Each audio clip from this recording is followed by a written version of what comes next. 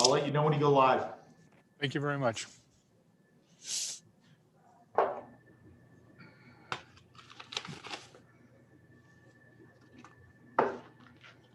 You're live. The House will please come to order.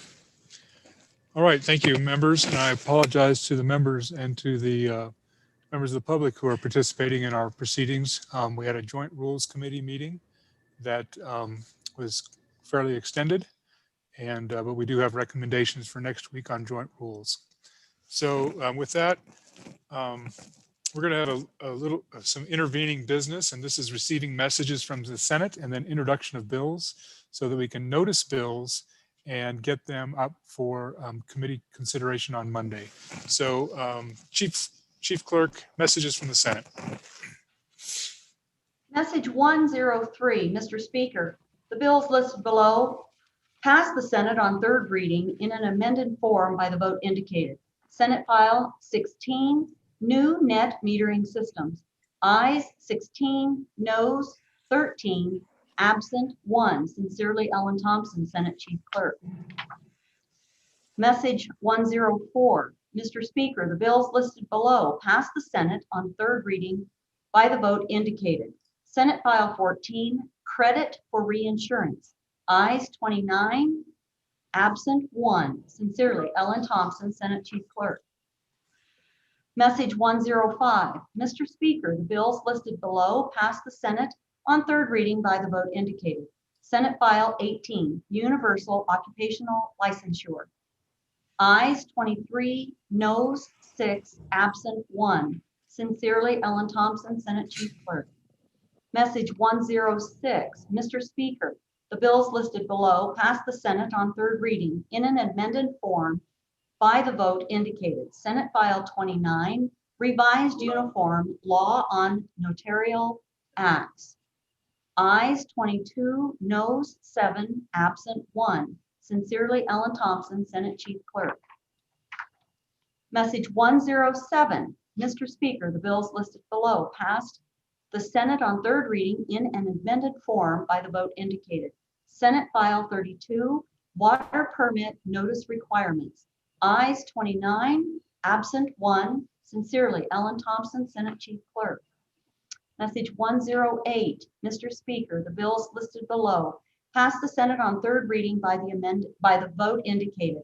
Senate File 41, tax lien enforcement amendments. Ayes 29, absent 1. Sincerely, Ellen Thompson, Senate Chief Clerk. Message 109, Mr. Speaker, the bills listed below passed the Senate on third reading by the vote indicated. Senate File 54, statewide health information exchange codification. Ayes 27, noes 2, absent 1. Sincerely, Ellen Thompson, Senate Chief Clerk. Message 110, Mr. Speaker, the bills listed below passed the Senate on third reading in an amended form by the vote indicated. Senate File 26, Animal Abuse Statutes Reorganization and Update. Ayes 23, noes 5, excused 1, absent 1. Sincerely, Ellen Thompson, Senate Chief Clerk. Message 111, Mr. Speaker, the bills listed below passed the Senate on third reading in an amended form by the vote indicated. Senate File 37, Omnibus Water Bill Planning. Ayes 28, excused 1, absent 1. Sincerely, Ellen Thompson, Senate Chief Clerk. Message 112, Mr. Speaker, the bills listed below passed the Senate on third reading by the vote indicated. Senate File 42, state bank charter conversions. Ayes 28, excused 1, absent 1. Sincerely, Ellen Thompson, Senate Chief Clerk. Message 113, Mr. Speaker, the bill listed below passed the Senate on third reading by the vote indicated. Senate File 43, Wyoming Energy Authority Amendments. Ayes 28, excused 1, absent 1. Sincerely, Ellen Thompson, Senate Chief Clerk. Message 114, Mr. Speaker, the bill listed below passed the Senate on third reading in an amended form by the vote indicated. Senate File 45, monthly ad valorem tax revisions. Ayes 26, noes 2, excused 1, absent 1. Sincerely, Ellen Thompson, Senate Chief Clerk. Message 115, Mr. Speaker, the bill listed below passed the Senate on third reading in an amended form by the vote indicated. Senate File 53, Ground Ambulance Service Provider Assessment Act. Ayes 18, noes 10, excused 1, absent 1. Sincerely, Ellen Thompson, Senate Chief Clerk. Message 116, Mr. Speaker, the bill listed below passed the Senate on third reading by the vote indicated. Senate File 57, School Finance Dates for Fund Transfers. Ayes 28, excused 1, absent 1. Sincerely, Ellen Thompson, Senate Chief Clerk. Message 117, Mr. Speaker, the bill listed below passed the Senate on third reading in an amended form by the vote indicated. Senate File 60, Monthly Ad Valorem Tax Revisions 2. Ayes 27, noes 1, excused 1, absent 1. Sincerely, Ellen Thompson, Senate Chief Clerk. Message 118, Mr. Speaker, the bill listed below passed the Senate on third reading in an amended form by the vote indicated. Senate File 61, a moratization of sales and use tax. Ayes 17, noes 11, excused 1, absent 1. Sincerely, Ellen Thompson, Senate Chief Clerk. Message 119, Mr. Speaker, the bill listed below passed the Senate on third reading in an amended form by the vote indicated. Senate File 63, PWMTF, Reserve Account Distribution Timing. Ayes 28, excused 1, absent 1. Sincerely, Ellen Thompson, Senate Chief Clerk. Message 120, Mr. Speaker, the bill listed below passed the Senate on third reading in an amended form by the vote indicated. Senate File 64, Local Government Distribution Revisions 2. Ayes 22, noes 7, absent 1. Sincerely, Ellen Thompson, Senate Chief Clerk. Thank you, Chief Harding. Okay, so members, you heard a lot of bills get read in there. And we're going to introduce some bills now so that they can be referred to committee. But not all of those bills physically are in the presence of the House yet, in our possession. So there will only be 5 committees that actually receive bills here coming up, unfortunately. So don't have enough bills for every committee at this point. So Monday committees will all get a bill, well, except for maybe Judiciary. So at this point, we're at that order of business of Senate files on first reading. The first Senate file for consideration is Senate File 32. Senate File 32, sponsored by Appropriations. First reading of the bill. Water Permit Notice Requirements. Senate File 32 is referred to Committee Number 2, Appropriations. Next Senate file for our consideration is Senate File 57.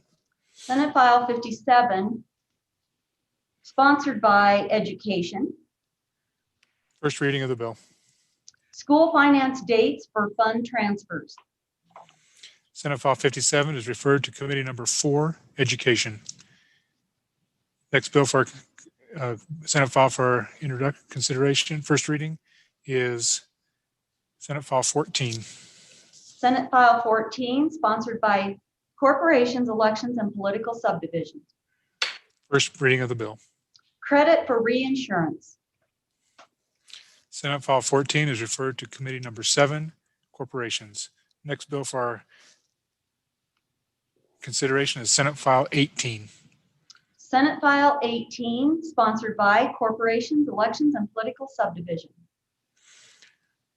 First reading of the bill. Universal Occupational Licensure. Senate File 18 is referred to Committee Number 7, Corporations. The next Senate file for our consideration is Senate File 29. Senate File 29, sponsored by Corporations, Elections, and Political Subdivision. First reading of the bill. Revised Uniform Law on Notarial Acts. Senate File 29 is referred to Committee Number 7, Corporations. The next Senate file for introduction is Senate File 41. Senate File 41, sponsored by Minerals, Business and Economic Development. First reading of the bill. Tax lien enforcement amendments. Senate File 41 is referred to Committee Number 9, Minerals. Next Senate file for our consideration is Senate File 42. Senate File 42, sponsored by Minerals, Business and Economic Development. First reading of the bill. Out-of-state state bank charter conversions. Senate File 42 is referred to Committee Number 9, Minerals. Next Senate file for our consideration is Senate File 43. Senate File 43, sponsored by Minerals, Business and Economic Development. First reading of the bill. Wyoming Energy Authority amendments.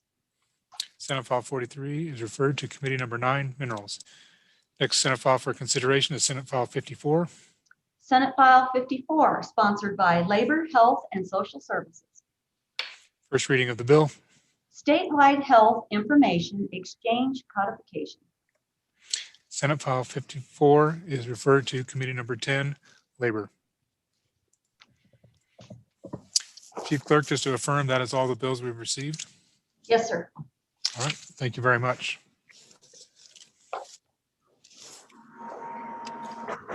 So members, as you'll note from your daily calendar, the next order of business is bills on second reading.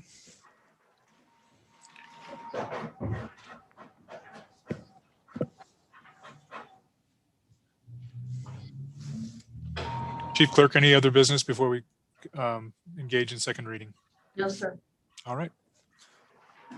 Thank you very much. We're at that order of business and bills on second reading. The first bill for our consideration is House Bill 4. House Bill 4, sponsored by Labor, Health, and Social Services, Mental Health Provision Act, Mental Health Professions Practice Act amendments, an act relating to the Mental Health Professions Practice Act. House Bill 4 having been read two separate times, the question is, shall the bill be read a third time? Hearing no objection is so ordered. Next bill for our consideration is House Bill 15. House Bill 15, sponsored by Corporations, Election, and Political Subdivision, Department of Transportation Communication Facilities, an act relating to the Department of Transportation. Thank you. We do have an amendment on House Bill 15. Representative Heiner. Thank you, Mr. Speaker. I move second reading amendment number 1 to House Bill number 15 and ask for your favorable decision.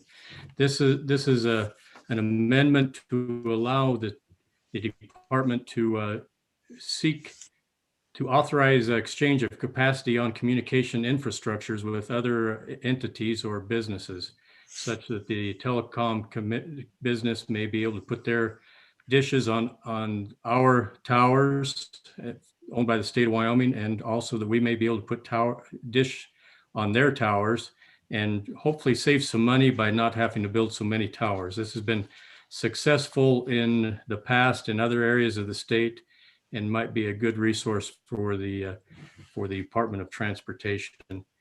Page 1, line 4, after services, we insert authorize the exchange of capacity on communication infrastructure. And also on page 2, line 8, after company, we insert or may exchange excess capacity on state-funded communication infrastructure for the use of capacity on infrastructure owned by the telecommunications company. I move that we move this amendment for adoption. Thank you, Mr. Speaker.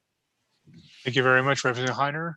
Discussion on the amendment. We're on second reading rules. So Representative Summers for your first time. Mr. Speaker, thank you. And to the representative that sits right below my district, I have a question. In your amendment, it says, or may exchange excess capacity on state-funded communication infrastructure. And so by that, do you mean any state-funded communication infrastructure? Because before we've been talking about Wyoming Department of Transportation infrastructure specifically. And so if this is an expansion, I need to understand what the implications of that are and who may be brought into this. And the reason I'm bringing this up is one of the telecom lobby persons brought this up to me in a text, said to take a look at this. So one, what is your intent here? And is what we're doing in this amendment actually what you intend? And what are the consequences if it's an expansion? Thank you, Representative McGuire, for your first time. Thank you, Mr. Speaker. I am neutral on this because here in the central part of the state, the infrastructure was built out based on existing commercial towers. So it makes no difference to me. I did receive a communication back from the director of the department, and he said, just wanted to let you know that from our standpoint, this proposed amendment to House Bill 15 is fine. In fact, we already engage in these reciprocal agreements. I would just point out that with regard to, for example, here in the center part of the state, yes, we have large commercial towers and individuals own those towers and they build them out in an area so that they can rent out and receive revenue from that rental space for lack of a better term, just to say the repeaters that are put on them. The towers that are the subject of this bill, typically they were purpose-built just for WildLink. They're not commercial towers. They were not built with excess commercial space. They weren't built out in a manner to hold a lot of excess equipment.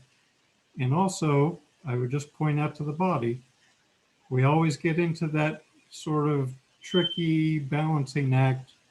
Are we, the state, competing with private enterprise? And so that's a question that you have to balance out with this particular amendment. Right now, as the bill stands, YDOT, at its discretion, if they're approached, they can exercise their discretion. And if they would like to engage in a lease with an individual, fine. But I would just point out again that these towers were not built to compete with commercial or private entities. Thank you, Mr. Chairman.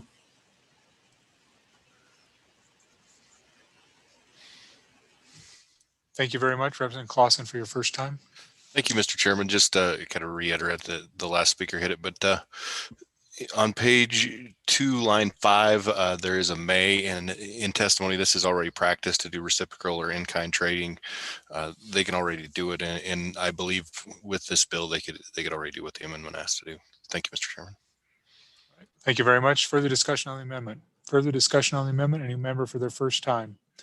Any member for their first time? Any member for their first time? Any member for the second time before the sponsor? Second time, Representative Summers. Mr. Chairman, thank you, Mr. Speaker. And once again, what is this, state-funded communication infrastructure? This bill has been talking about Wyoming Department of Transportation state-funded communication infrastructure. And so I just want to make sure because this will go, because of the rules he'll have to answer me last. And so I just want to make sure I understand, is this an expansion, or is this in fact just kind of a miss in the way this was structured? Any other member for their second time? Second time before the sponsor, Representative Heiner.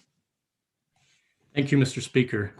To the question from the majority floor leader, my good neighbor from the north, this was intended to be just strictly for the Wyoming Department of Transportation. It wasn't intended to reach out to other state-funded or state-owned communication structures. But the intent was to allow our state agency the opportunity to look at the towers in place right now and see if those fit their communication goals and within the area where they could be most effective. We all know it's very expensive to build these and maintain these towers. And sometimes the ideal spots, they already have towers on them. with excess capacity, because that's where a lot of these broadband and telecom companies build their towers. So if we can make it so that we don't have to build so many towers and be able to utilize some of the infrastructure in place, that's what the intent of this amendment is. And I urge its passage. Thank you. Thank you very much. So members, we're voting on second reading amendment number 1 to House Bill 15. All those in favor, please raise your hand to your screen.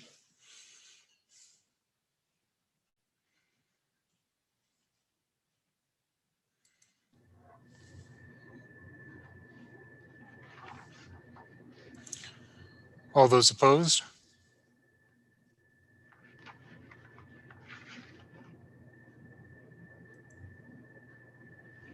The motion has not been adopted. House Bill 15 having been read 2 separate times. The question is, shall the bill be read a third time? Hearing no objection, it is so ordered. Next bill for our consideration is House Bill 18.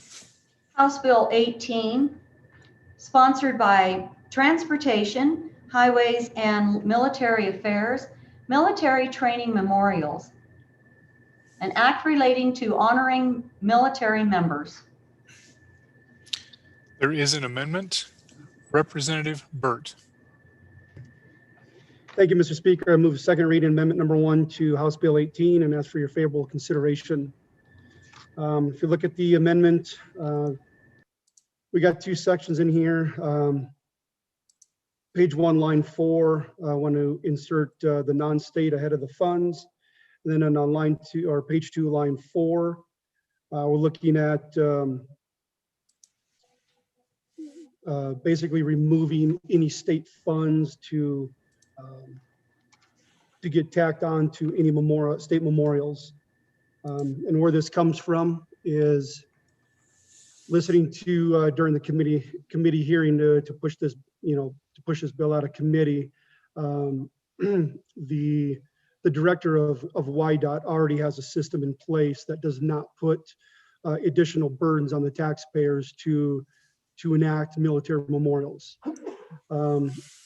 I 100% agree with the intent that any service member, whether active duty, National Guard, reservist, and any level of military that gives the ultimate sacrifice in the line of duty, should be memorialized.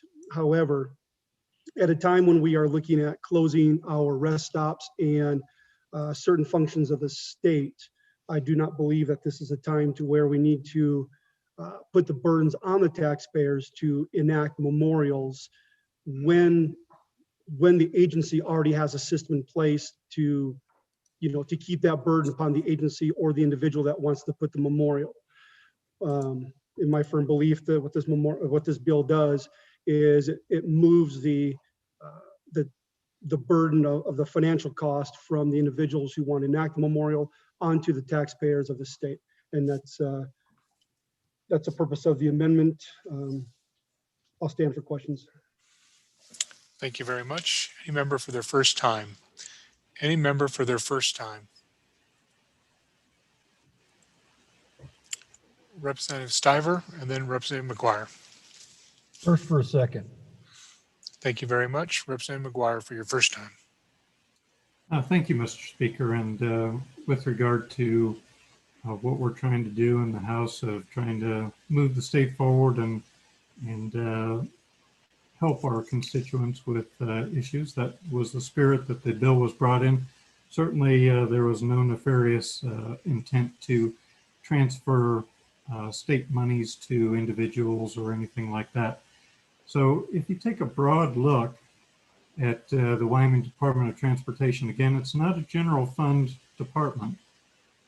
Annually, it has a budget of about $678 million. Of that, about $350 million is federal state aid. And we're one of the very fortunate states insofar as we receive more back than what is collected in fuel taxes at the federal level in order to assist us not only with our reconstructing highways, but also our bridges, infrastructure, signs, and a myriad of other things that the Department of Transportation takes care of. When those funds come back, certain of them are earmarked, and especially this last year with the COVID relief. Now, nationally, this is again nationally, the COVID relief funds were $16.7 billion. And that wasn't funds for infrastructure, or excuse me, that wasn't funds for highway improvements. That was infrastructure funding. This current year, FY 2021, and it may be expanded. And again, this is a national number. The national number is $33.3 billion. $33.3 billion nationally.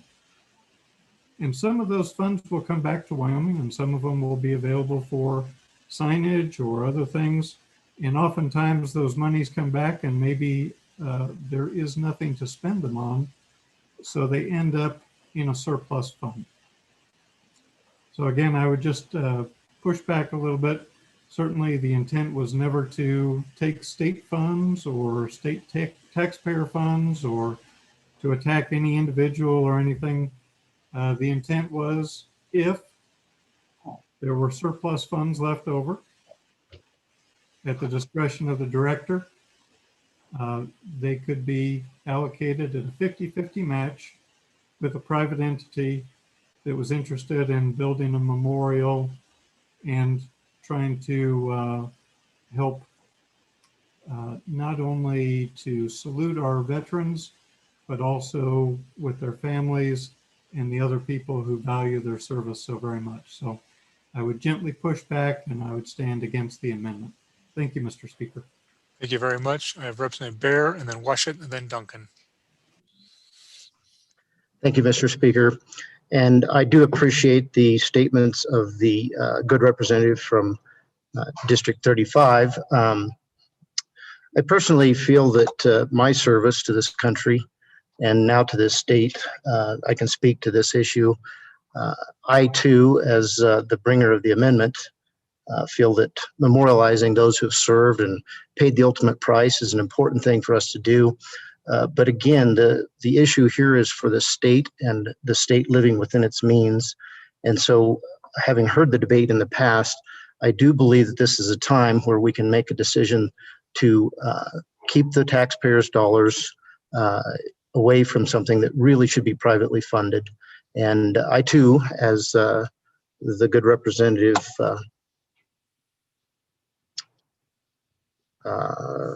from District 5 stated, I too will support these things personally with my own finances, but I do not see this as a responsible use of taxpayers' dollars. Thank you.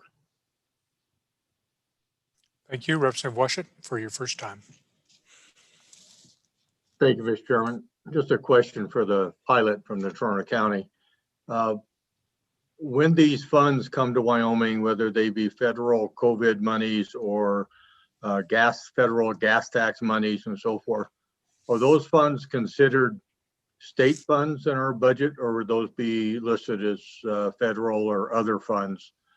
What I'm getting at is the language in this amendment speaks specifically to state funds. And what I'm hoping you're going to tell me is that these funds, once they come to Wyoming from these other sources, would not be categorized as state funds and thus would still perhaps be available to assist with these memorials. Thank you very much, Representative Duncan, and then Chairman Nicholas. Thank you, Mr. Speaker. I just have a question for those of the body that know the statutes much more detailed than myself. I just have a quick question. Is non-state, is that word in the definitions within our statute? I know we're always arguing and talking about, is it defined? So is non-state the word, is it defined in our statute somewhere? Thank you. Chairman Nicholas, first time.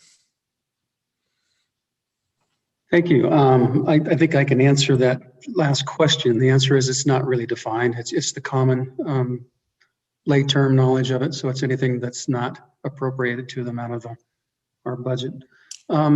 So ladies and gentlemen, what I sense is, particularly for you, for the newer members, is this hyper kind of a need to address all issues involving what our budget is, and the fact that we are in difficult times during our budget, and we all acknowledge that.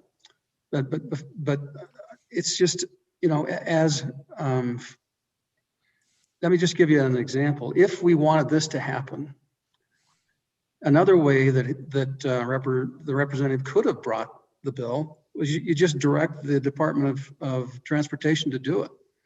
And that's happened a lot in a lot of different situations in other agencies. So it's kind of an unfunded mandate. We just tell them to go do it, because the policy of the state is we want to memorialize these people. And that's a decision that we can make as legislators, because it's good for the state, it's good for tourism. And it's one of those things that we get to do in our positions, because it makes our roads more interesting and it tells people history of the Wyoming. There's real value to that. $20,000 to tell that value is it's just not that significant. But what's interesting about this particular bill is it really doesn't cost anything. As a practical matter, the Highway Department has their own signage folks. They can build it, they can erect it, they can make a pull off if we want to make a pull off. And they can all just kind of fit it within their budget, and they could get it done. So if we just told them to do that, because if we think it's the right thing to do, that's kind of what our job is. But I would just respectfully suggest that this really isn't about $20,000, and it's really not about prioritizing. We have, and you will see when you get to the budget, all kinds of different things that we fund or we defund. But this project is more of who we are. It's really not about the dollars, because it's not costing that much. And it's being matched. So we're employing people, and it's just partly what we do. We name highways, and all that requires signage. And if it requires signage, then there's a cost to the department, because they've got to use their sign machine, and they've got to get their trucks out there and put up the signs and do all those things. And so really, what we should say is just go do this, because this is the right thing to do. And we don't have to, but what the nice thing about this bill is we're helping paying for it. So we're taking people's voluntary money and we're matching it. And it's a good thing. And when we're fighting, on our education side, a $500 million deficit, this won't impact that one way or the other, because it's a entirely different budget. There are different things, there are different issues. And I would just respectfully submit that we're probably being a little bit super critical of this type of thing.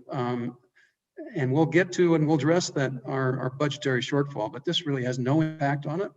And the really question is this a good thing? And is it the right thing to do? And so I'm on and against the amendment. Thank you, Representative Brown. Representative Brown, first time. Speaker, to be completely honest with you, ladies and gentlemen, I'm quite ambivalent to the actual amendment itself, but I would contradict the previous speaker's statements that this is a larger question of how you want the funds used, and this amendment does go into that, right? I mean, it does state that we're going to talk about the use of non-state funds as opposed to state funds to match and that kind of stuff. We're already in that discussion, and that discussion has already been hashed out through the interim while this became a committee bill. I think, at least in my opinion, I think that's where the crux of this issue comes out, is the money. And I do agree with the chairman of appropriations that what, in all truthfulness, we're talking about here is this bill probably should have been brought and said, thou shalt go and do an erection of a sign and call it good. But that's not what this bill says. This bill dedicates money that says we may or may not have the funds, and it puts that type of onus into this. And I can tell you, I've heard from quite a few constituents, they don't want to see any funds used for this right now, not when we're in a position of attempting to save jobs. We have agencies that are attempting to replace phones. We have agencies that are, tons and tons and tons of other priorities in this world that really could be out there other than dealing with the placement of signs telling the history of our state.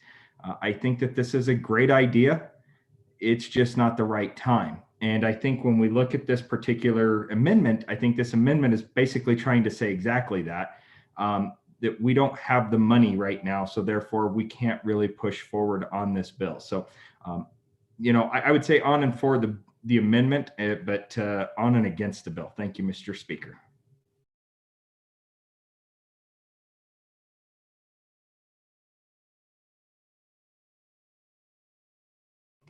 Mr. Speaker, you're muted. It sounded pretty good in the room, but thank you. So members, I just want to remind you, let's try to stay on the amendment, on the matter of the amendment. I was just reminded by a member that sometimes we get to straying a little bit. So thank you very much for the reminder. So I have Representative Romero Martinez and Representative Nyman, and then Representative Hallinan.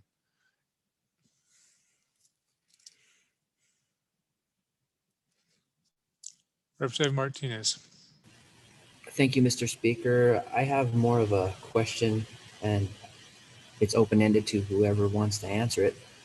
I think it sounds like anyways that some of this money is leftover COVID money. Is that what I'm getting? Did I miss that? The 50%, one of the 50% slices comes from remainder COVID relief money.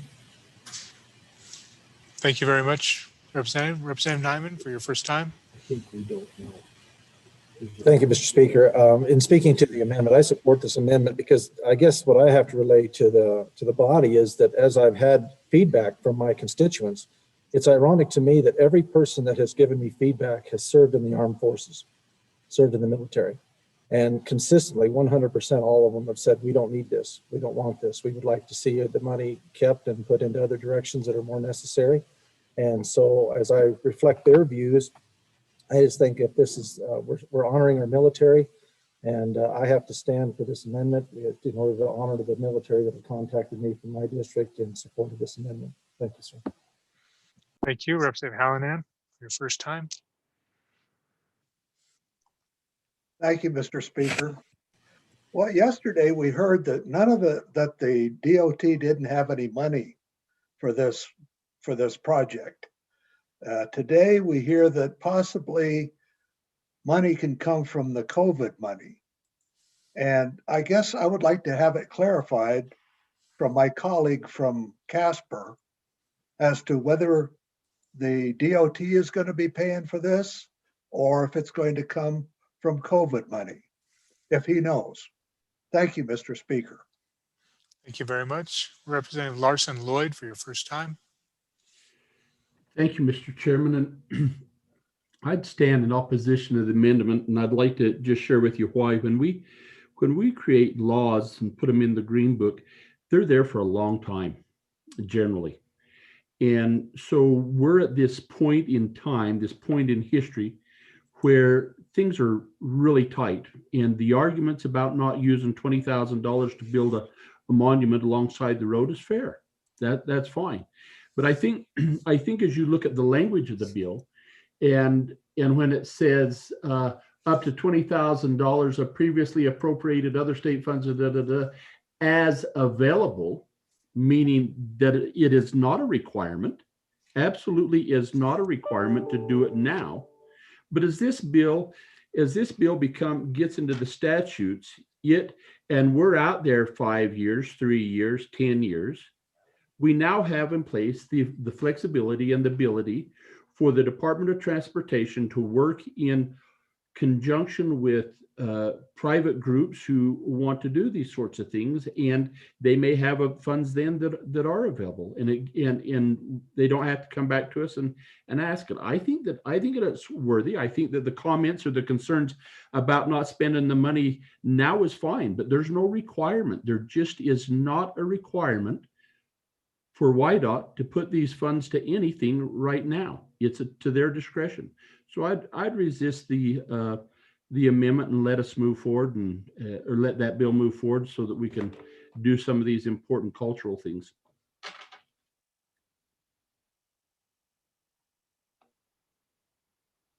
Representative Jennings for your first time, and then Representative Ottman. Thank you, Mr. Speaker. I think that's probably one of my questions there. We don't know what the priorities might be 5 or 10 years from now. So I kind of hate to see that if they have money, that it's going to go to things like this first. Maybe their priorities will change completely. And so I'm on and for the amendment. Thank you, Mr. Speaker. Representative Ottman, thank you. Representative Ottman for your first time. Yes, thank you, Mr. Speaker, and my colleague from Natrona and from also my county. Thank you.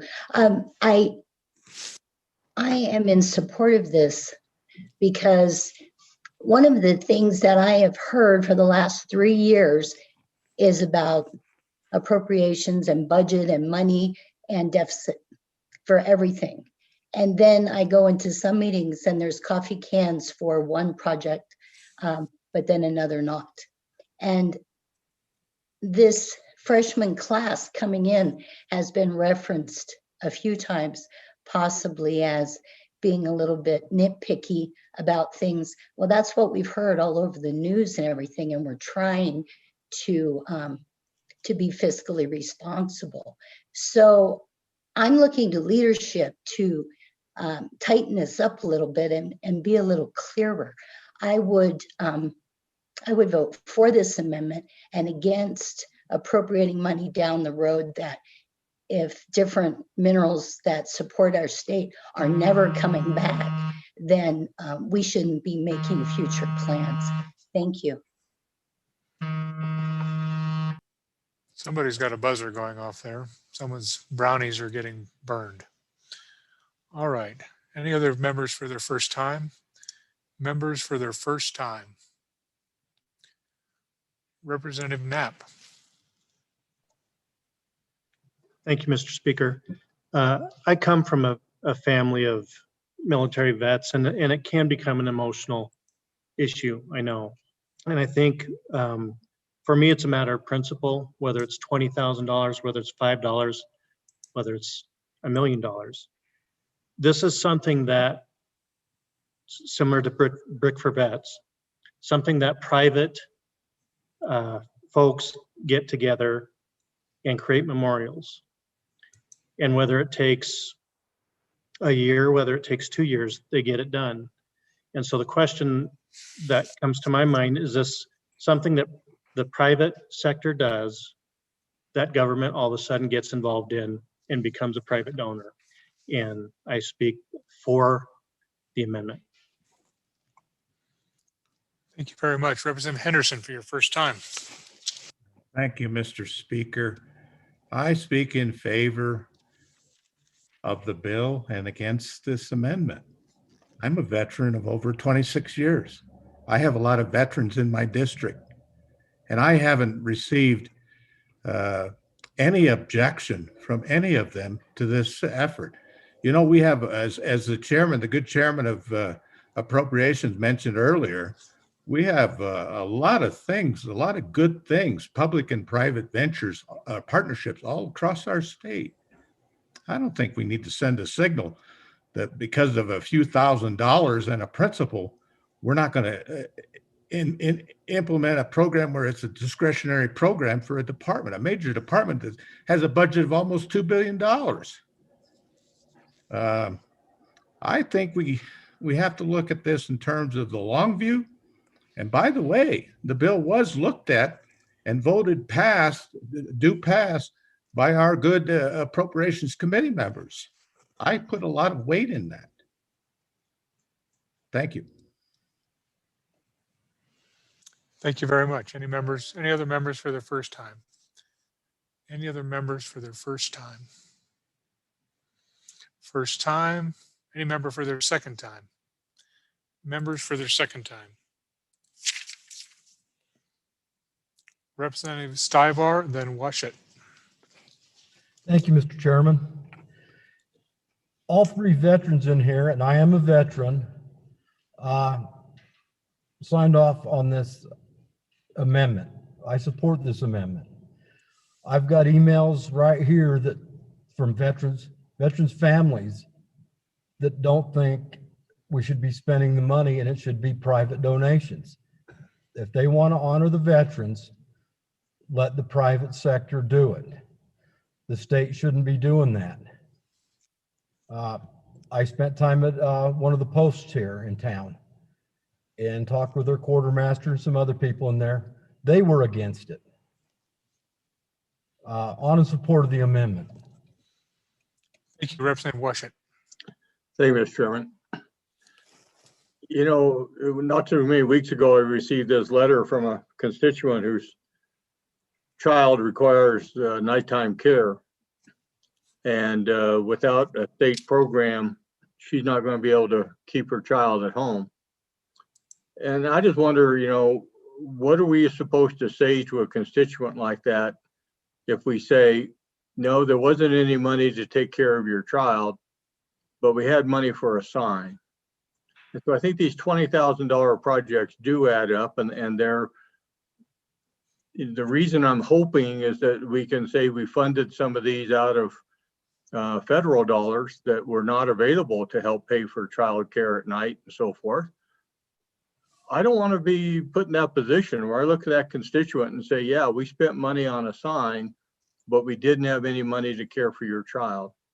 And so if somebody's got a better answer that I can give to that woman, or if my first question could be answered and said, we're going to fund this out of federal gas tax dollars that we couldn't have used to pay for your child, then I'll probably vote for the bill and not the amendment. But as is, I'm going to vote for the amendment. Thank you, Representative Washut. Any other member for their first time? Any other member for their first time?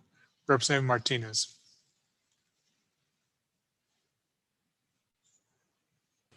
Thank you, Mr. Speaker. I just wanted to make a comment. Second time. Is my audio coming across? Yes, it is. This is for your second time, please. I just wanted to make a comment on the amendment and on some of the conversation that we're having here today in this matter. And it was mentioned by one of my good colleagues that we take the long view. I'm not opposed to taking the long view. I think that there's some good in that. My first job out of high school was working for a department that worked with historic things and tourisms. And I'm not opposed to that, but I also want to say that I'm in support of the amendment because I'm going to be the opposite end of the pendulum and ask you to take a look at the short view. I don't know if I got the answer to my question of if this was from COVID money. And I like what another colleague said, you know, you're going to give money for a sign, but not money for a family. But there's people out there that were supposed to get COVID money for specific reasons. And then this money went awry. Anyways, I just want to say I support the amendment and I challenge the long view concept. Look at the people on the short view. Thank you, Mr. Speaker. Thank you very much, Representative McGuire, for your second time. Thank you, Mr. Speaker. Just to sort of bring things back towards the center here a little bit. So what this is it's a as available. There may be some funds available and a state and private partnership with a possible state match. And these are funds that are Department of Transportation funds, so they are not available for anything else. And as of right now, there are no funds available. So it will be a private memorial. And it's more than just a sign. It's not a 55-mile-an-hour speed limit sign or anything else. It's an important memorial for the people of the state of Wyoming not only those who have served, but the families that support them and the other people that support them too. So I hope that the bill can move forward as is. I would urge you to resist the amendment. And that is all that I have. So thank you very much, Mr. Speaker. Thank you very much. Bring us home, Dr. Hallinan, Representative Hallinan.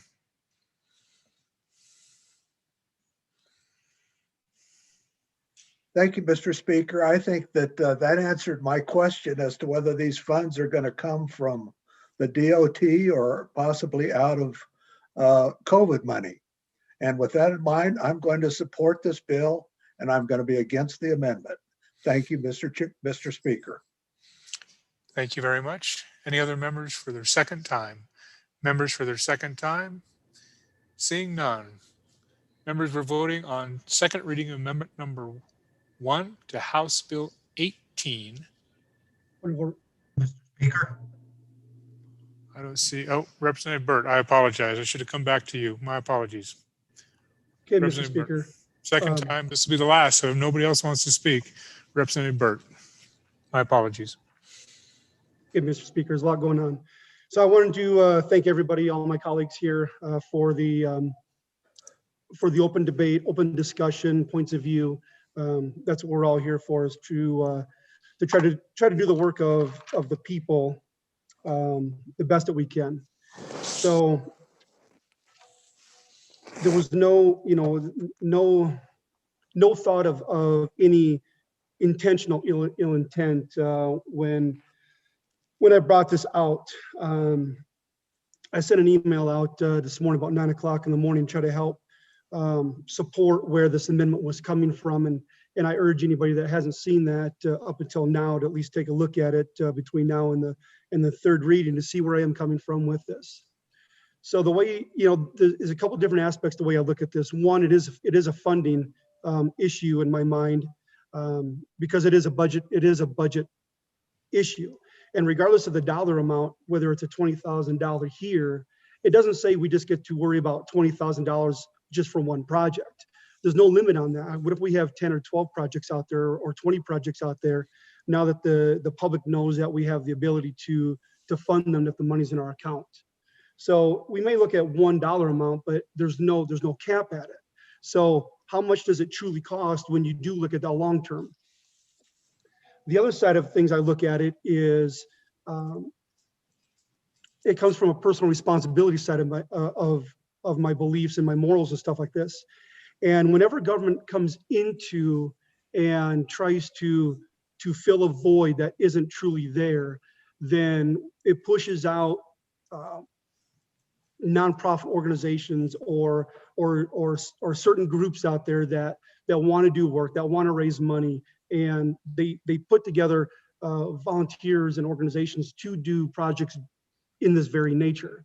I work with a number of them. When we look at increasing the role of the government on the taxpayer base, we're removing, the personal responsibility on those that are trying to, promote a project. And a memorial project is a good project.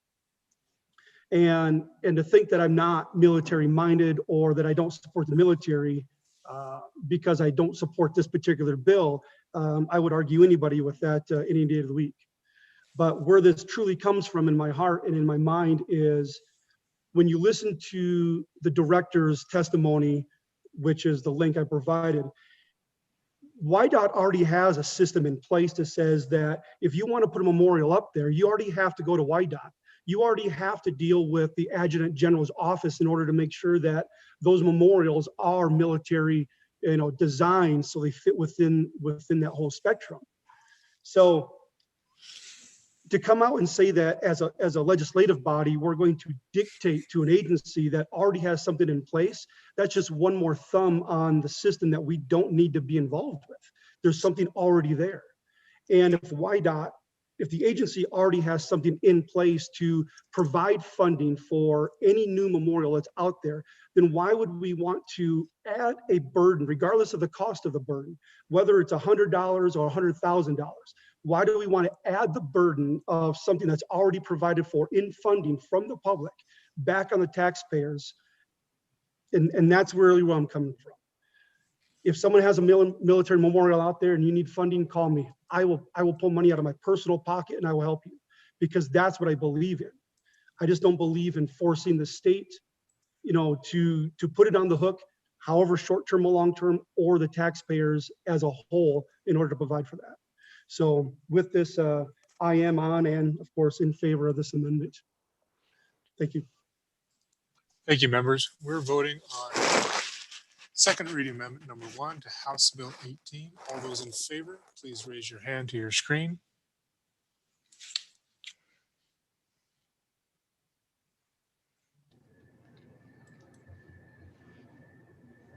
Thank you. All those opposed?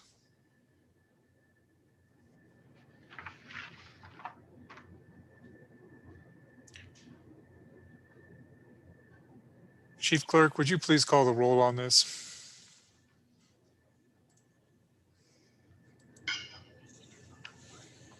Andrew. Aye. Baker. No. Banks. Aye. Bear. Aye. Blackburn. Aye. Brown. Aye. Burkhart. No. Burt. Aye. Clausen. Clausen. Aye. Clifford. No. Connolly. Aye. Crago. Aye. Duncan. Duncan. No. Eklund. Aye. Air. No. Flitner. No. Fortner. Aye. Gray. No. Greer. Aye. Hallinan. No. Haroldson. Aye. Harshman.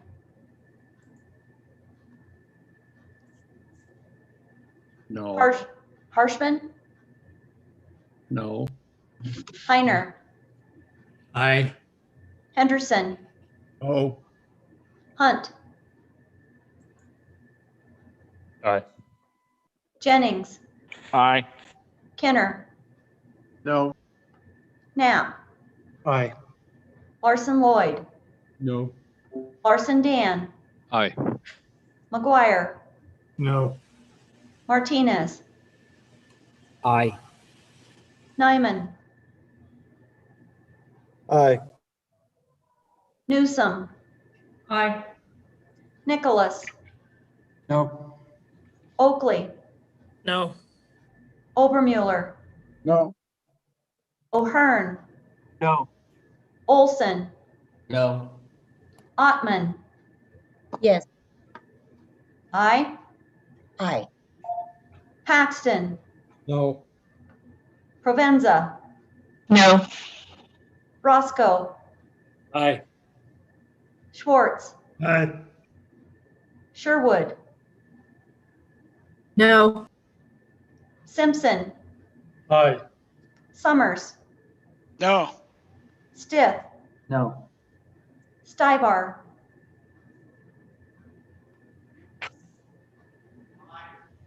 Stivar.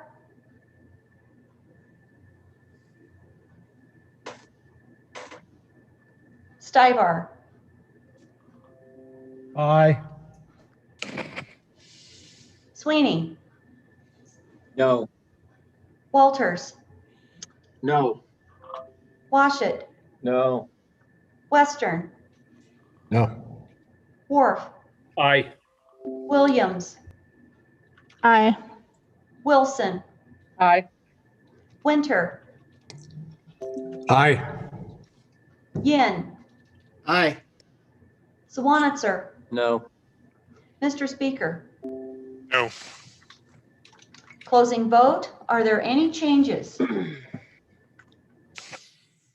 Closing vote. The vote is closed.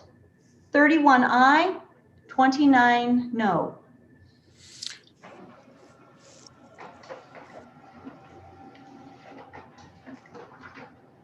The amendment has been adopted. House Bill 18 having been read 2 separate times. The question is, shall the bill be read a third time? Hearing no objection, is so ordered. Ladies and gentlemen, I guess my eyes are pretty good. I can't tell between one of you. Somebody needs to sit still. All right, the next bill for our consideration is House Bill 25. House Bill 25, sponsored by Select Tribal Relations, Tribal Vehicle Registration Exemption Implementation, an act relating to motor vehicles.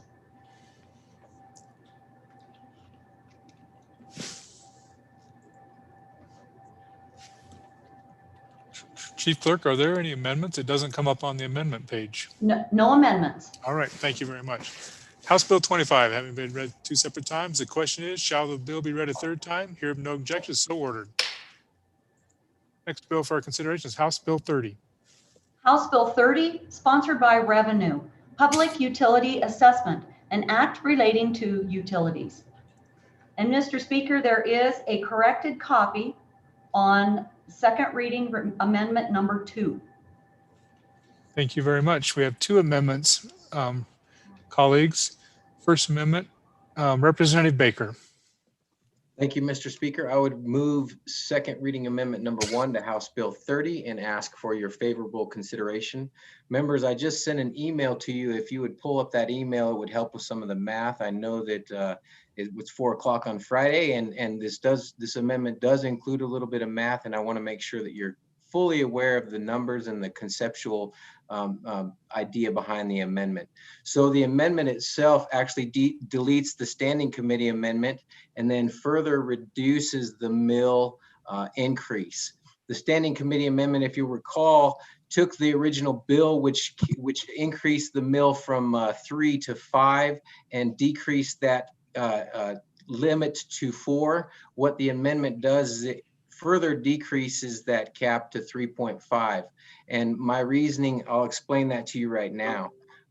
You know, some of the advice that I got when I first entered the legislature was to look at bills and to not necessarily judge them as far as support or not support, but how could I, if I can't support them, how can I make a bill better? And that's what I've tried to do here is I think this makes it better. I think it helps the bill further along the process when it gets past our House. Because as the discussion was in previous testimony about this bill, there is a little bit of disheart, I think, on people that feel that this agency hasn't experienced any cut and they feel that that's a little bit unfair. So the 3.5%, it does actually institute a cut. But again, this is all forecasted and projected. We won't know for sure until May 1st when revenues are actually brought in. So there is some flexibility with this. And that's why I sent you the email so that you could understand that with the 3.5% cap on, or 3.5 mil cap on tier 2, what that will do is it will, if their projections, if there's 11.3% reduction, then it would be a 2% reduction overall in their budget. And if it were as much as 15.3% reduction in revenue, then that would be a 6.4%. So those are annual numbers. Those could be biannual if we were to look at those. But again, open to any questions. I do think that this makes the bill better. I do want to support the bill. I think there are things that we can do, again, with previous discussion to increase our load. Again, thank you. Support the amendment. Thank you very much. Members for their first time, Representative Stiff. Mr. Speaker, on and in support of the amendment, I think it's a matter of fairness. Our other state agencies are experiencing dramatic reductions in their budgets of up to 15%. And under the worst case scenario with this amendment, the agency projects that they'd suffer a 6% decline. So if the other agencies can do 15%, I think this agency can do 6%. So on and support. Further discussion on the amendment, Representative Clausen, and then Chairman Harshman, and then Representative Sweeney. Thank you, Mr. Chairman. On and against the amendment. So this agency you don't want to give cuts to.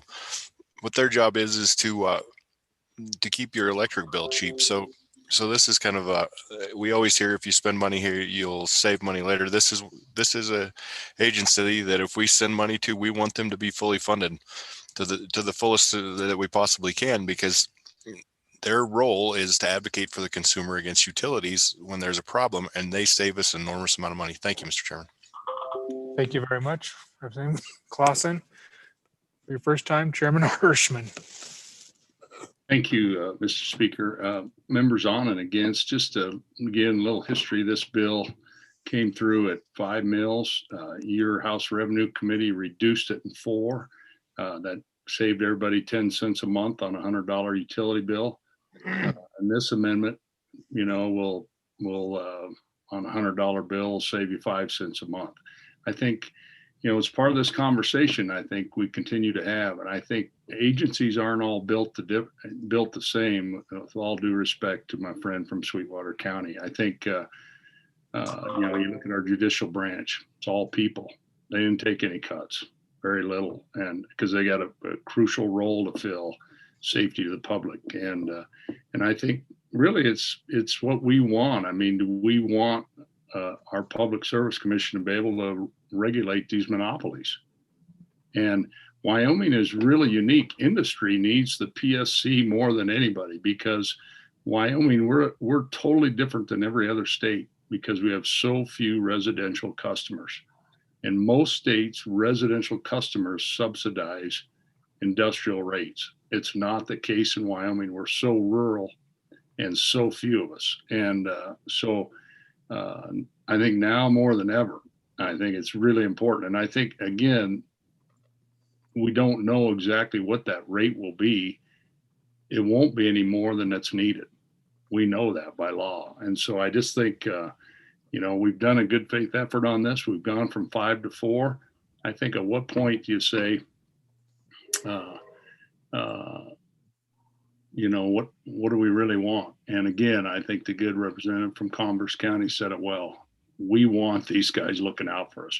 We do, unfortunately, still have monopolies in this country, and that they have to be regulated monopolies, and for our safety and for a just and fair price for industry and for us. So on and against, and I appreciate my friend from Green River bringing it. And I know what he's trying, you know, I think I appreciate the spirit that he's bringing it, but I think it just goes too far, and it's just penny wise, pound foolish on the thing. So on and against the amendment. Thank you, Mr. Speaker. Thank you. I have Representative Sweeney, Hallinan, and Jennings in that order. Representative Sweeney for your first time. Thank you, Mr. Speaker. On and against the amendment, I too appreciate the spirit that this has brought, but first off, as the chairman related to you, it has already, by the committee's actions, reduced from 5 mils down to 4. The other few other things to consider is, in yesterday's handout was the chart at the bottom of page 2, and that referred to the far right hand column went down through commercial, residential, commercial, industrial, and what that meant for those that have a $100 residential bill. We're talking an increase of 10 cents a month. To the largest, industrial, and we have some out there that we're probably using $1 million a month. That's an additional $1,000. And to the point of taking it to 3.5. So and I think you're misreading, at least in my mind, the 2%, the 3% reduction. Those are in the revenues that they could anticipate. And we're talking a decreased amount of revenues. And yes, if you put this cap in place,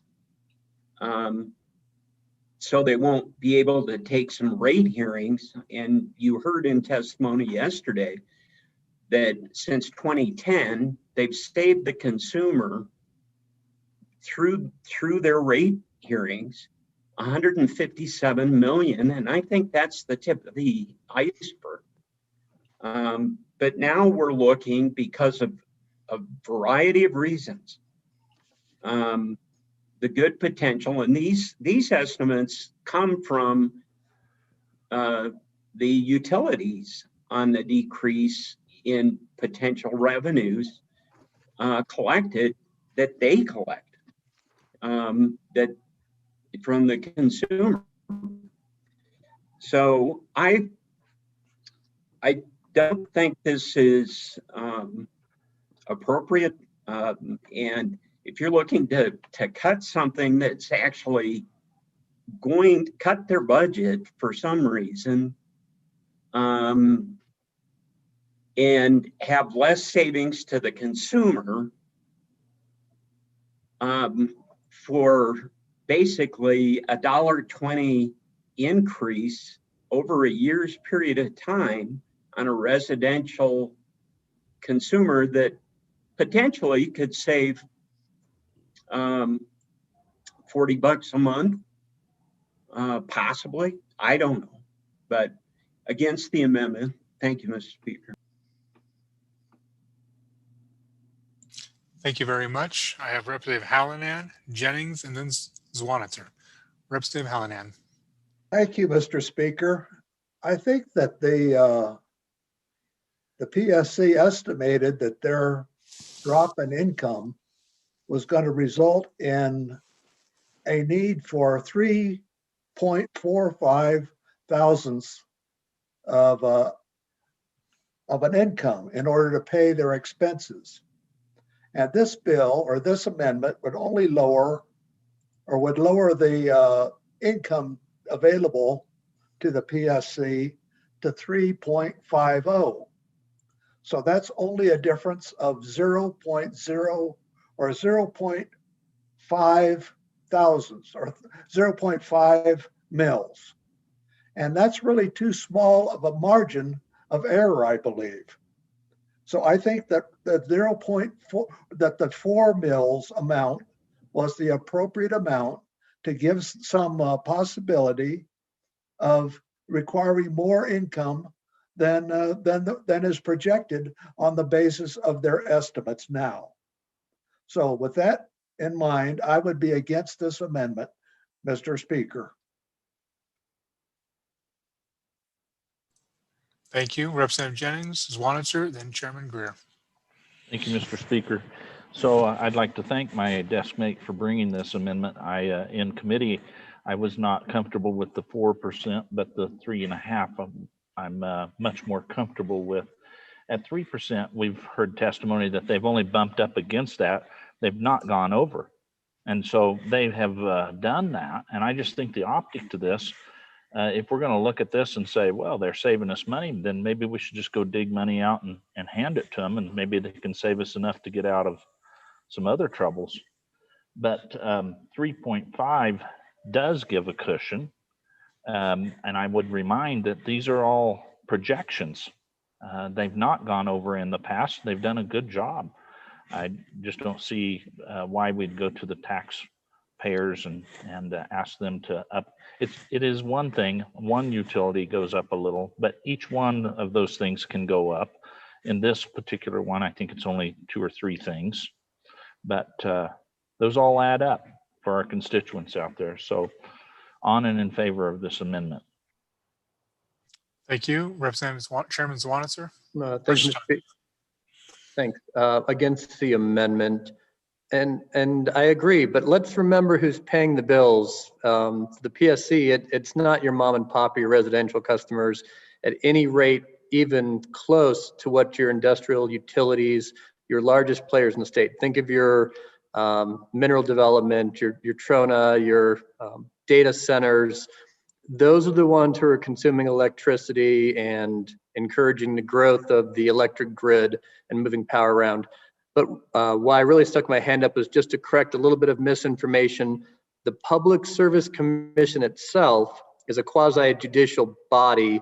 Its goal is not to keep rates low. Its goal is to correctly adjudicate and look at all the cost dynamics of what it takes to for a utility to fund the system and what the ratepayer should pay for power.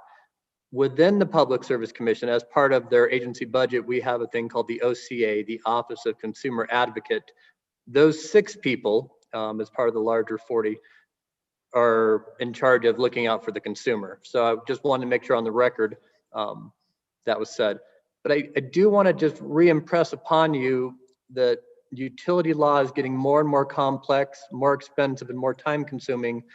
And we don't have, right now the PSC can't adequately fund themselves. As you've heard, they come to that 3 cent. This last year, the governor's office basically took general fund money, taxpayer, legitimately residential taxpayer money, and had to do, was nice enough to do an RFP to help out the Public Service Commission on these complicated utility rate cases, because we don't have enough staff in-house to get through these in any less than 2 weeks. And so we actually had to spend more money to help out the PSC to help regulate our largest utilities. So you can pay for it as an assessment on your largest utilities, as this bill is hoping to assert, or we can continue finding other interesting pots of money that we have to go get RFPs through the executive branch to help them in this workload. I would submit to you, leaving it alone at this 4 mil level is a better way to do it, because it hits the right utilities who are increasing the workload. Thank you very much. I have Chairman Greer, then Chairman Nicholas. Yeah, thank you, Mr. Speaker. I've been trying to not talk today, but this issue has a lot of different facets, and I'm in opposition of this amendment. You know, the $3 or $4 an hour I make as a legislator requires me to have a day job, and this morning I had to approve our electrical bill from one of the large monopolies that's regulated, and I can assure you we could have funded 10 veterans memorials last month with that bill. And we're a small consumer user. And the complex issues on this are reliability that has to be balanced. And we need to have people that can help make sure the rates are set correctly, that we have that reliability, and that requires significant expertise. And so the extra little bit that we're being asked to make sure we have that expertise in place is so invaluable, so invaluable. And you have to think about the industrial users that use us. We're the ones providing the jobs to our communities. We're the ones that are allowing those residences to exist. And without the strong oversight from the PSC with respect to those of us that have to buy from these monopolies, I just can't tell you how important it is that we do it correctly and not be, what's the term? Waste dollars to save dimes.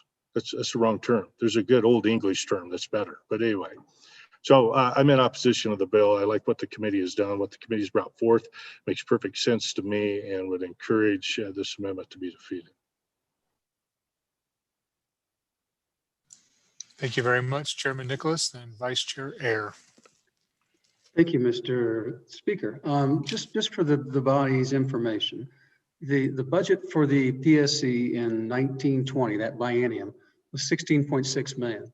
The budget for PSC in the 2021 biennium was 15.6 million. So their budget this biennium was $1 million less than it was the previous biennium. And so what that tells us is they're operating frugally.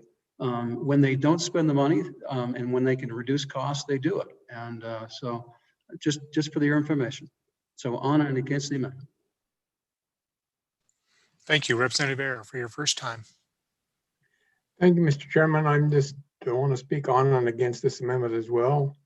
I spoke yesterday against it, and for a lot of the same reasons. I just remind the body once again, 1973 was the last time there was an increase in their mill levy rate. And, or 1973, excuse me.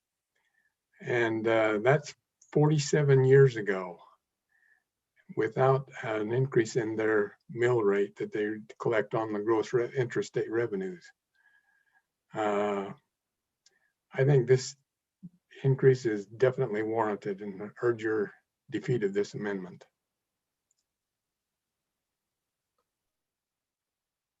Thank you. Any other member for their first time? Any other member for their first time? See no other members indicating they want a first time.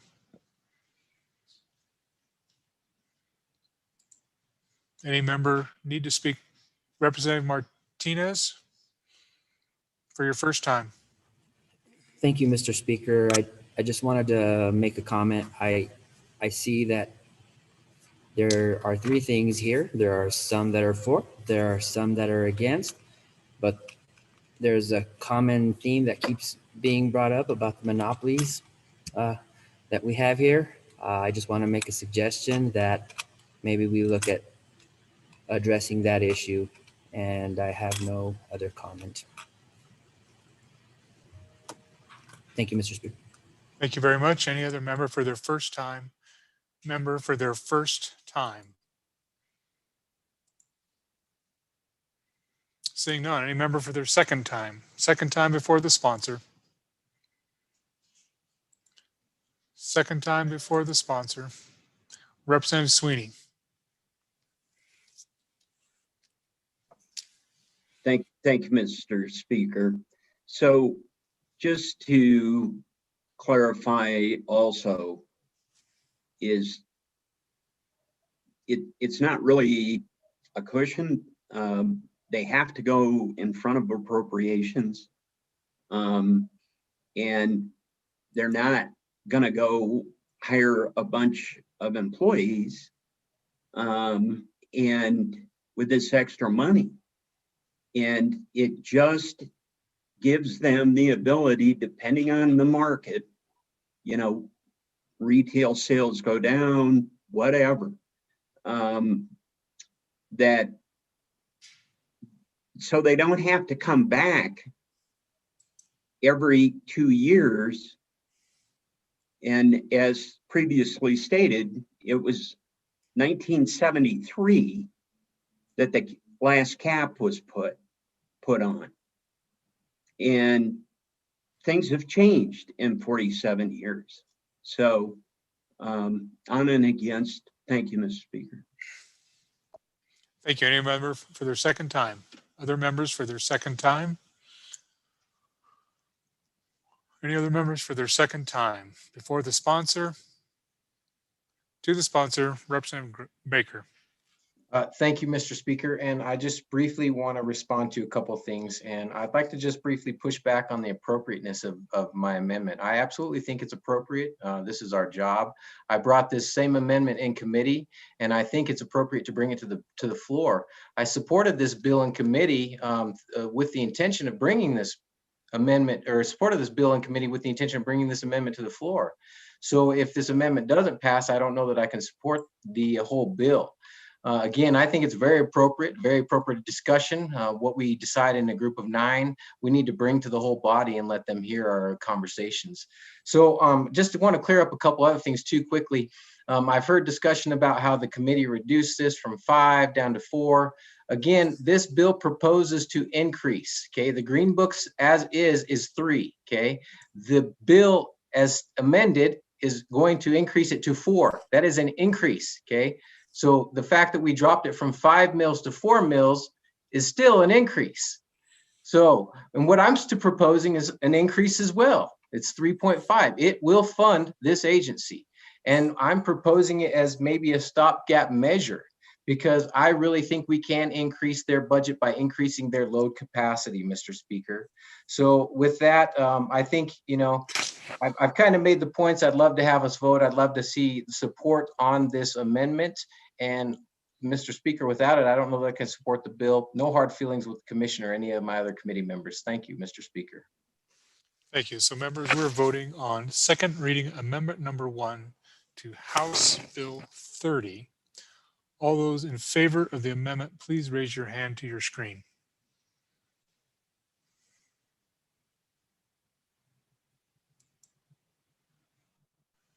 All those opposed?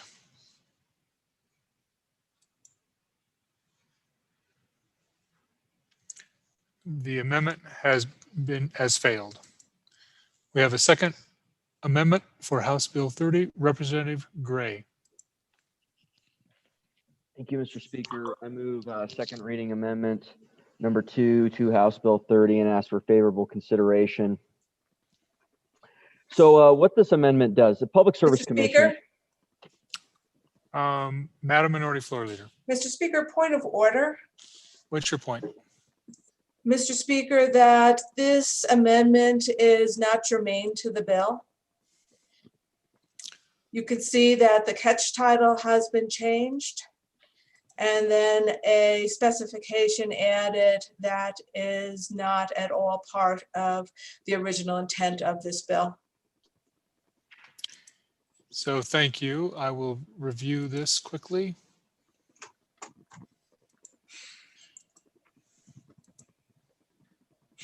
So members, it'll be interesting to you. We had a catch title change just previously on an amendment we adopted as a body, and nobody brought a point of order on that one.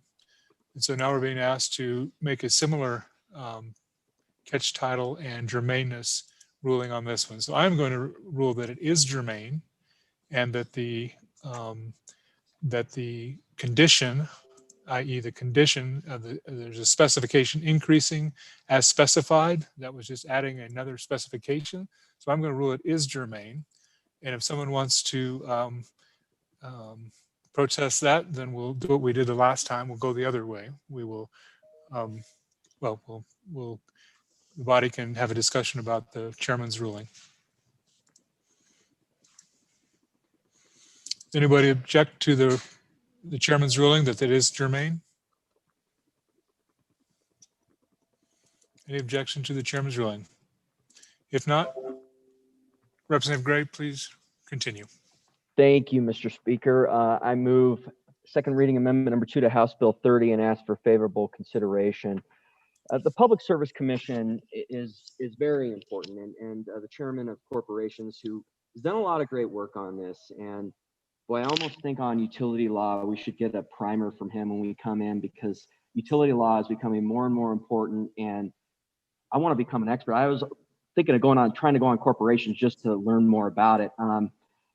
And he mentioned that other states elect their public service commissioners, and I think that's something we should look at. And I would say if you were to look at the top 10 people in our state that are going to have a role in the future of our state, I would probably list the 3 commissioners as having the biggest role. I would put them in that top 10. And what this amendment gets to is this effort to close coal-fired power plants in our state, which is very important to the future of our state. We've seen in other states closures of coal-fired power plants really hurt our energy industry. And here, even in Wyoming now, there's this effort that frankly we've lost control of. And we have these slated closures of all of our coal-fired power plants. And I think with this revenue increase, one thing that I believe, we talked about legislative oversight, the role of legislative oversight. I hope that we can get better in putting conditions on these sorts of bills. And that's the effort, that's the reason for this, this today. So what this does, it's pretty simple. It requires the Public Service Commission as a condition of this to put a moratorium on the closure of coal-fired power plants. And we can absolutely do this. I was on a phone call with who at the time was the chief counsel of the Public Service Commission, and it was in our email box, was appointed today to the commission. And I asked him, what does this process look like? Because there's been a lot of talk about the IRP, the Integrated Resource Plan, and that's just a tentative plan. What does this actually look like, the steps to where we get this disaster scenario? And he said, well, there would be a motion for an equipment change. And that's what the motion would be on the committee, on the commission. And so, off that, I was like, well, let's put into legislation a moratorium on that motion. And I think we can do that. And I think that conversation kind of confirms it. So what this does, and it's really legislative oversight, it says that we're going to have a moratorium on these coal-fired power plant closures. It's important across our state. I mean, we can talk about Natrona County, Converse County, Sweetwater County. We go down the list that are going to be affected by this. These thousands of jobs and has ripple effects. And it's also about our values and the reliability of the grid. and supporting our communities, in my opinion. So I would encourage an aye vote on this, and look forward to the discussion. Thank you. Thank you. Chairman Greer, and then Representative Haroldson. Thank you, Mr. Speaker. And just a couple more questions.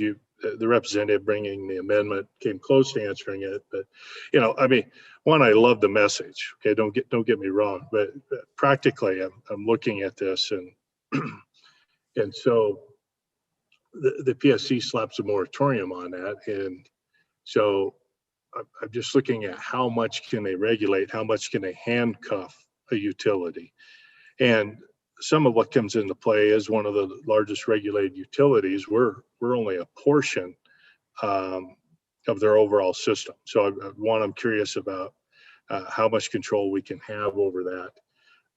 The second component is they put a moratorium in place and then it goes on to a higher court. Does that mean they don't get their funding anymore, or is this just purely a statement? Because I think the practical effect when this all works out becomes just that. So I'd like to have those questions answered. And again, I mean, I like the statement, but I also want to be practical in what I vote for. Thank you. Thank you very much, Representative Haroldson, and then Chairman Zwanitzer, and then Chairman Harshman. Thank you very much, Mr. Speaker. Coming from House District 4, we do have a coal-fired power plants in my county, and I actually was employed there for 8 years of my life, and so I've been able to be a part of this, and man, if we could do this, this would be amazing. I don't know if it'll stand up. I don't know about the logistics of that, but we need to protect, because as everything is falling, as the different pins are falling in the state, in the realm of energy, I believe that our coal-fired power plants are on a docket for failure if we don't protect them in some way, shape, or form. So I love the idea. I don't know how long-term I stand with my good representative, the last one that commented on this. I don't know if it'll work, but if it could work, man, I'd be all for that. And I know that House District 4 would be all for that as well. So thank you guys very much for bringing this. Thank you for bringing this. And I kind of do want the answer. Is this something that could hold up, and could we actually have some traction? Thank you very much, Mr. Speaker. Thank you very much. I have Chairman Zwanitzer, Chairman Harshman, Chairman Eklund. Thank you, Mr. Speaker. And I think it's, a legitimate amendment. That goal is noble. I guess I have one question, one concern. My first question is, wouldn't it be better to have an end date? And maybe we can change the statute in the future, but I think we're all on the same page here that coal is on the decline, and some of the coal-fired electric generating power plants are still scheduled for decommission, even if they're 10 years in the future. If they're still on the right schedule, I think that's a problem here. And so my question would be, why didn't we consider a date, for the next, until 2025 or something? There will be a point where it'll be untenable, which brings me to my concern is really the utility's job is trying to find the cheapest way. It's a somewhat competitive marketplace, even though it's a monopoly, right? But their goal, and through the regulation by the Public Service Commission in our state and other states, is to try to keep it at a reasonable level. If coal-fired electric generation is becoming more and more expensive, or probably inversely to say that solar power and wind and other forms of electric generation are becoming cheaper, we're actually harming the ratepayer or the consumer in the long term, because their rates will be higher than needed to pay for keeping coal-fired electric generation online longer than is feasible. And so, yes, it will perhaps be able to keep coal going longer, but the ratepayers across the state as a whole will pay more for that. So there are some very serious implications to especially the largest electrical payers and communities. Let's say the one over the hill from Cheyenne, their constituents might not agree with this approach, that they're paying, an extra 20, 30 bucks a month to keep coal running when they want to move to greener sources. So I think that's my concern long term is how long is this going to be in effect? And eventually it will be untenable that people will be paying, I believe, much higher rates than needed to keep this in effect. Thank you very much, Chairman Harshman. Thank you, Mr. Speaker, and appreciate the spirit behind this. And we've been making statements for a long time, and I think when a couple of administrations ago,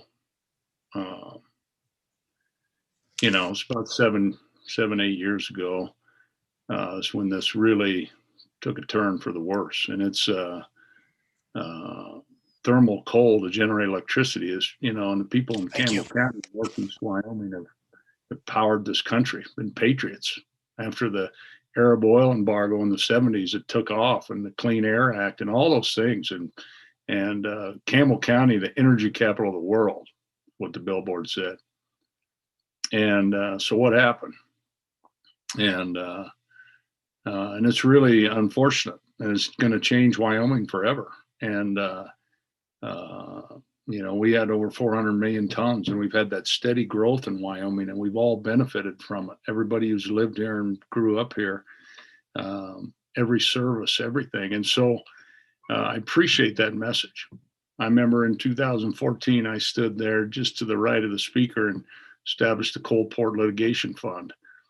Cleanest coal in the world. We're going to fight for it. Our former governor just went to Asia. They wanted to buy our coal after the nuclear accident in Japan, and things look good, but we keep running into these things, and we keep making statements. I think we have done a few things. I think we passed at Senate File 159, those new opportunities for coal-fire generation. I think it was an important bill. Passed it through the House and the Senate. It's in the green books. I don't know if this amendment is actually legal. I don't know if the PSC has the authority to issue a moratorium on a closure. I don't know that. I think it's pushing it. Maybe somebody here in the body does know that.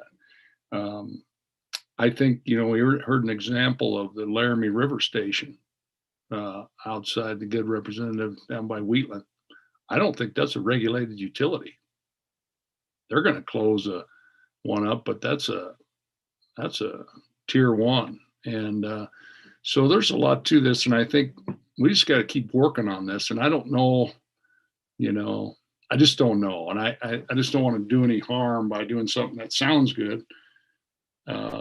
It's not going to do anything, but just kind of trip us up. So just need some more discussion on that. And thank you, Mr. Speaker. Thank you, Representative Bear, then Chairman Nicholas. Thank you, Mr. Speaker. As a resident of the energy capital of the nation, I rise in support of this amendment, and I want to thank the good representative from the Windy City for bringing it. I would also like to point out that this body has argued for this bill, stating that the majority of the energy users are out of state. So again, that same argument can be used here. We have a lot of jobs here in this state that are dependent on coal. And I just want to stand in protection of those jobs. Thank you. Chairman Nicholas, for your first time. Thank you, Mr. Speaker. So, ladies and gentlemen, I would rise in opposition of this amendment. And just some background, we've done probably at least 5 different bills and resolutions, if not more, in the past 6 years to work on preventing closures of coal-fired power plants. We actually formed a special working group committee, and the Joint Appropriations met and called in the presidents of the companies who are here to kind of grill them over why and wherefore and what they're, because they came out with basically some business plans that we thought were basically driven by back east politics and not basically the bottom dollar, and they were politically motivated. And so we called them to the task And we've been fighting this battle, and we'll continue to fight this battle because that's who we are in Wyoming, and we are so coal dependent on our dollars, and our budgetary shortfall on the education side is, at least half of that is because of coal and the loss of production and the decline in price. But I think, and we'll have to do some research on this. I was just trying to flip through the statutes, but I just haven't had time enough to do it. But I have practiced before the PSC in the past. And I can tell you that the PSC is a judicial body, essentially. It's a regulating quasi-judicial body. We don't tell the Public Service Commission how they have to act on certain events. And then when we do it by statute to regulate what they do, but they serve independently. And so essentially, this is almost kind of like telling a district judge or that we're only going to pay you if you rule in our favor. And I would submit that I can almost guarantee you that this language is a direct violation of our current statutes. And we'll have to find that out. But just implicitly, I think we all know that we cannot tell a judicial body or a governing body that we're not going to pay your full bills. We're going to limit how much we pay you unless you impose a moratorium on closing coal-fired power plants. And number two, every one of us in the past 2 days have been talking about what we really want to do is live in a world of free markets. And yet this is just the opposite of a free market. If a coal-fired power plant decides that it is uneconomical to survive, we're going to say you can't close. Well, are we going to fund them? Are we going to help pay their bills? Are we going to cover their utilities? And we're going to instruct a quasi-judicial body to tell a private business, even though it's a public company, that they can't operate. This is a long way from, I think, a well thought out amendment. So I would respectfully ask that we do our homework. We have LSO review the statutes, but let's not jump off this cliff before we know more about it. Thank you. Thank you very much. Chairman Eklund, did you want to weigh in on this? You had your hand up earlier, and I'm sorry I skipped over you. Yeah, Mr. Speaker, I think most of it got answered. I guess I'm in a quandary. And then you bring in the judicial branch. We're telling a judge how he has to rule on something. This is a little different. In statute, we're telling the PSC to make sure we get the best rate out of whoever we can. I do know that a couple of power companies in my region that I've been in contact with different times tell me that they have to provide power from the cheapest rate possible under present statute, and I'm not sure we want to vary much from that. I'm not sure we can if they're part of a quasi judicial branch. But so some of it's answered. I love the spirit of it. I'd love to hang on to all the coal we've got. I'd love to keep the jobs in Wyoming, and I think all of us would. But this is something might feel good, but may make a mess out of things. Thank you very much. Representative Baker, for your first time.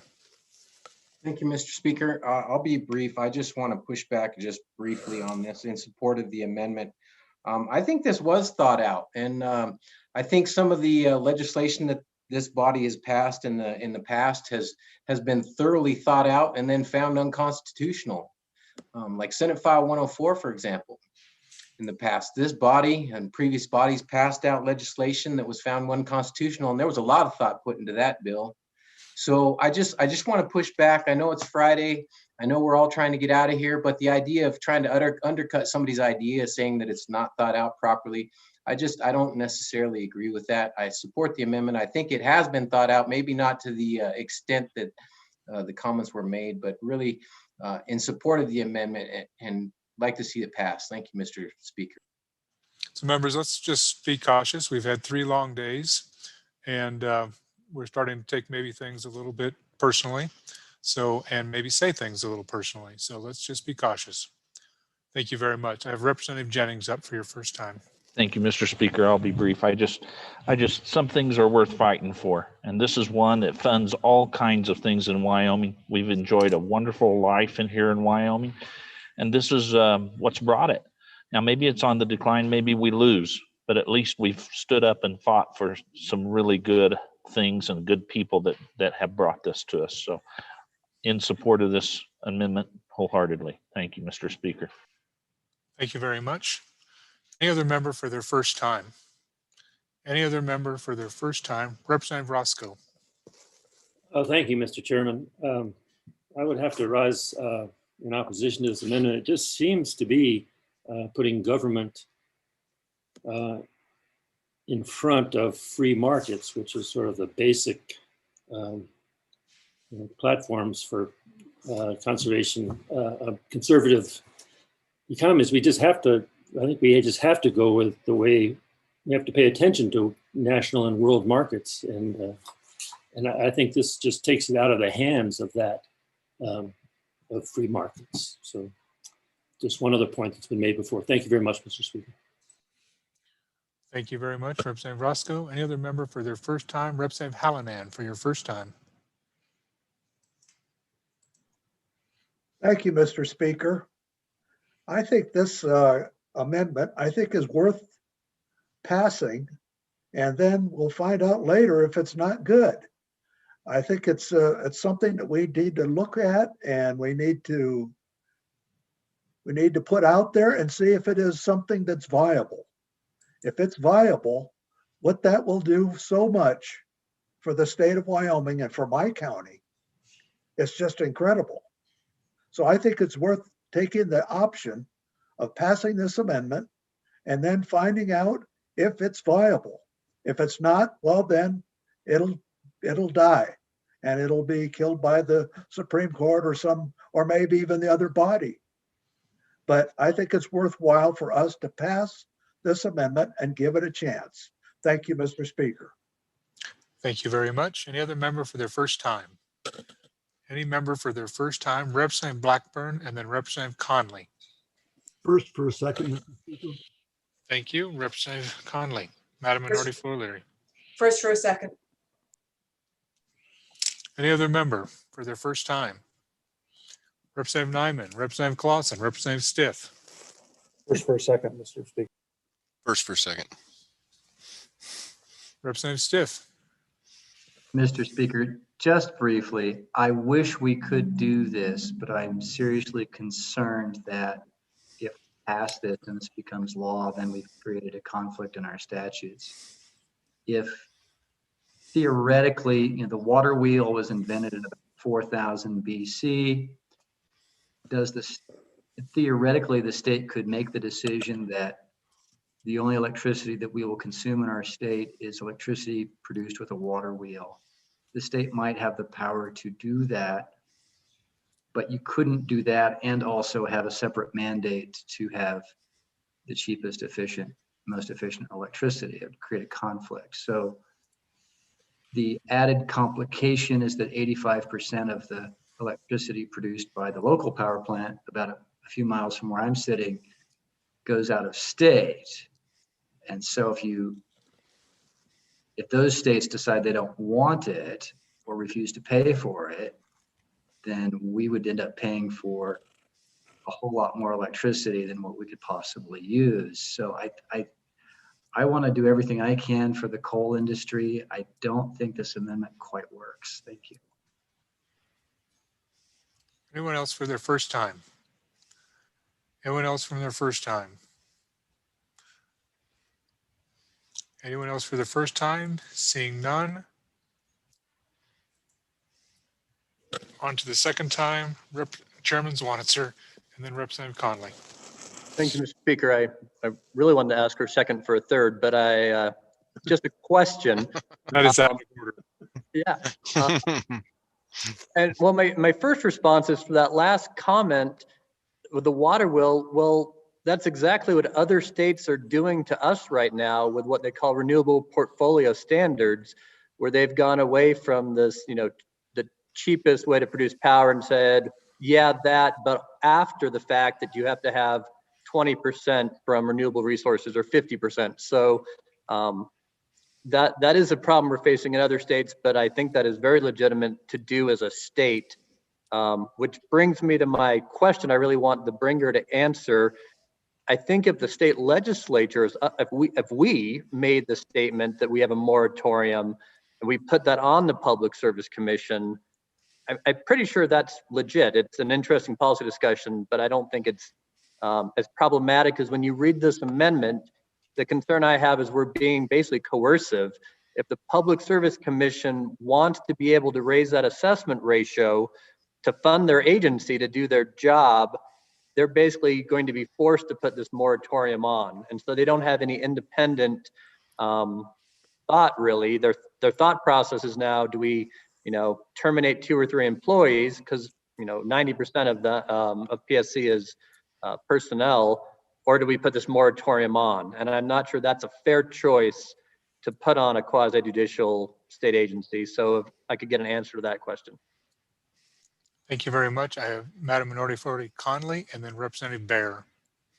Thank you, Mr. Speaker. And just very briefly, because the last 3 speakers honestly made my point about what is it that would be allowable under, honestly, now having a condition that is being put on the PSC. Some conditions would be acceptable, some wouldn't. They have obligations towards all ratepayers in the state. And with those utilities, there is the understanding that it's not just about the fees and the charges, but also how the utilities operate in terms of some other elements. So for example, like the ability to make charitable contributions. Now, I can't imagine that it would be acceptable for us to have a condition in here that the PSC needs to provide for adoption care, for example, even though I think we're going down that road. So I join with the others who are concerned about the road that this could take us down. And I certainly don't want our PSC, which now we all understand is really working overtime, to end up needing to take this to court. We don't want to go there. So thank you, Mr. Speaker. On and against.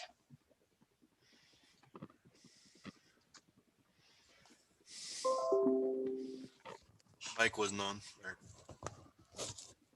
Thank you very much, Representative Bear. Second time. Thank you, Mr. Speaker.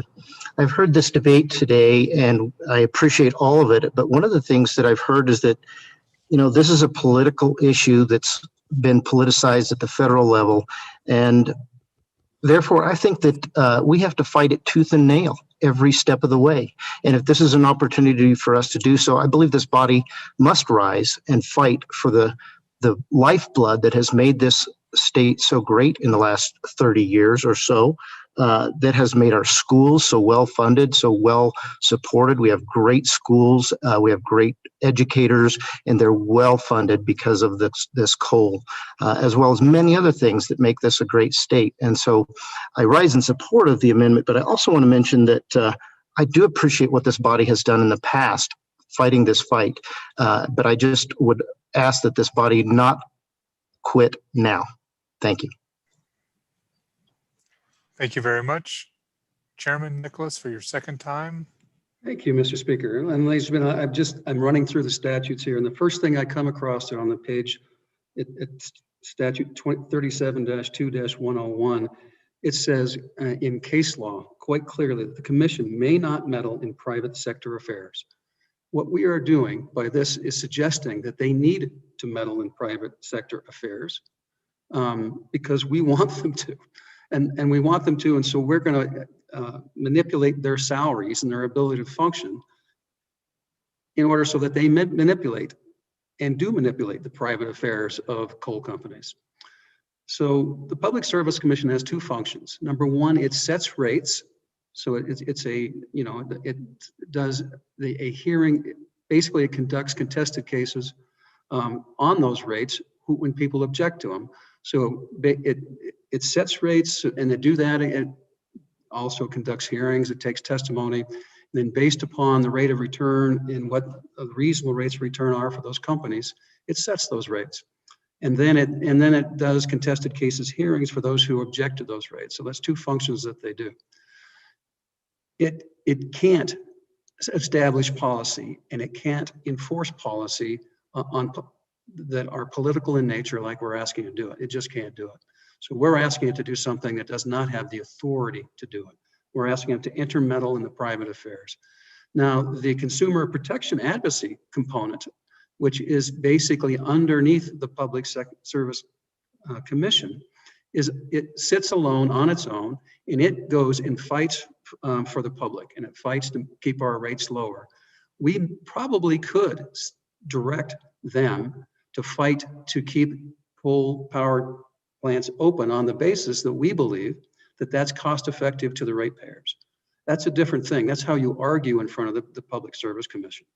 But this rate setting body and then a contested case body simply does not have the ability to interpose this type of a subjective issue in their rate making process. And we would be remiss to do that. And so I would just respectfully ask you to not support the amendment.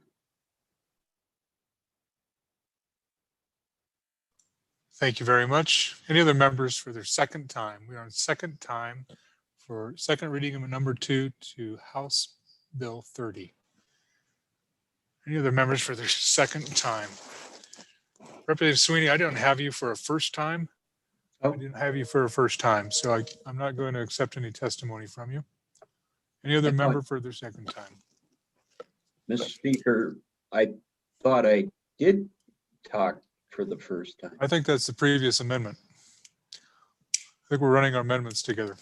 I apologize. If I didn't write your name down, I apologize, but I don't have your name on this amendment. It was on the previous amendment. Any other member? Any other member for their second time? Like I said, I apologize. I try to keep close tabs, but if I did, I apologize. But any other member for their second time? And second time before the sponsor, Representative Gray.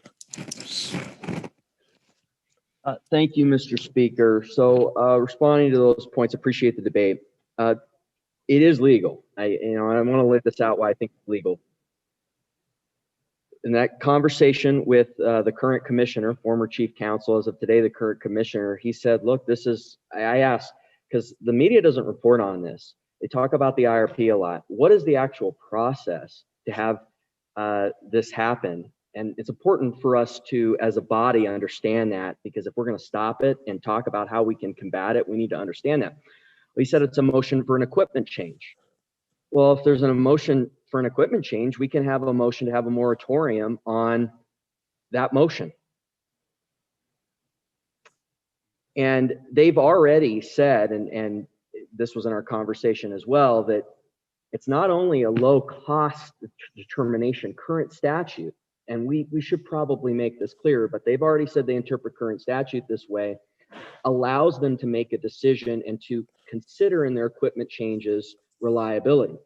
So what we're saying in this amendment is that for reliability purposes, and this gets to representative from Rock Springs on appropriations, a good friend, the water wheel example, that would not be reliable. So that would be struck down. The statute wouldn't allow that. And so this is about reliability, this amendment on the grid. And ultimately it's legislative oversight in putting it in this statute where we talk about their revenue, which is this assessment. Now to respond to representative from the chairman of appropriations from Laramie County, what he was talking about was case law. And so statute trumps case law. That's what this would be. And so I would, and also you key into the reliability statutes that they've talked about in the media and in our conversations, the PSC, the way they interpret them, I think we're okay there. And to respond to this point about telling a judge, a quasi-judicial agency what to do. it's very similar in the statute books. We tell judges what to do via the statutes. Next bill up is a theft statute. We're telling them what to do when they hear those cases, how to handle them in theft situations. That's what the statutes are.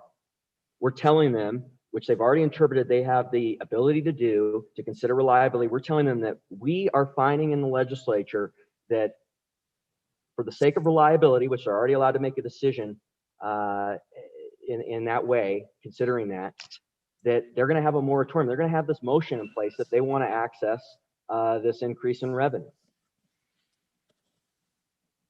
To respond to the chairman of the Corporations Committee, I appreciate his work on this issue.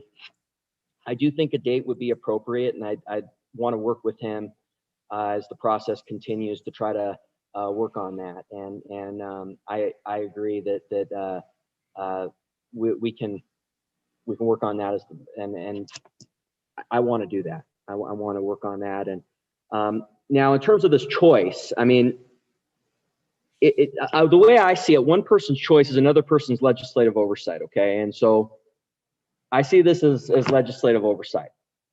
And sometimes, we talk about revenue increases. One reason why I can't support them is because you talk about revenue increases and the way they're written, because of the way we interpret single subject, is back to that rules issue again.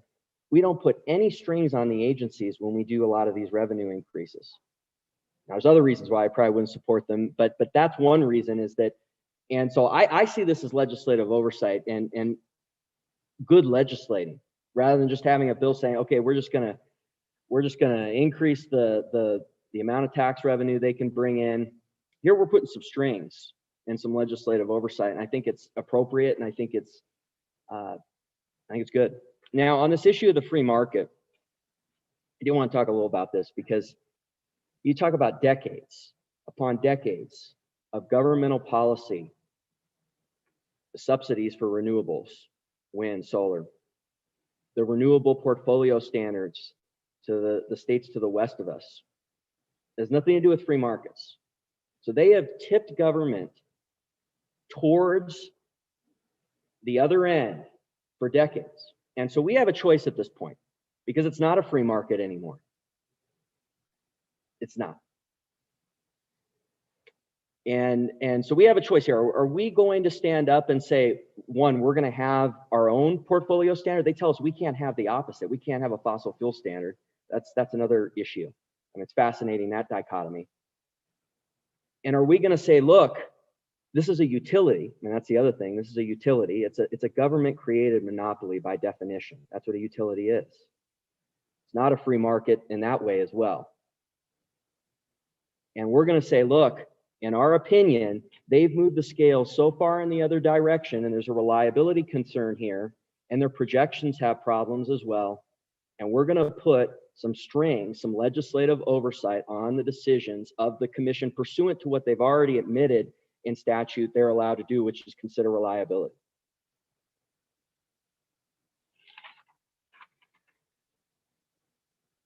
So we can do this. It's a motion, and we can tell them in this bill to do this. And so I call for the question and encourage, and I vote, and let's focus on saving these jobs and helping our communities here in Wyoming. Thank you. Thank you. Members, we are voting on second reading amendment number 2 to House Bill 30. All those in favor, please raise your hand to your screen.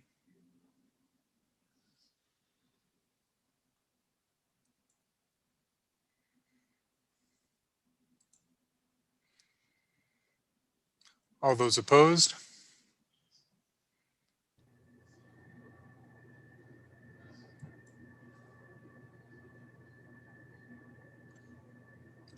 Chief Clerk, would you please call a roll?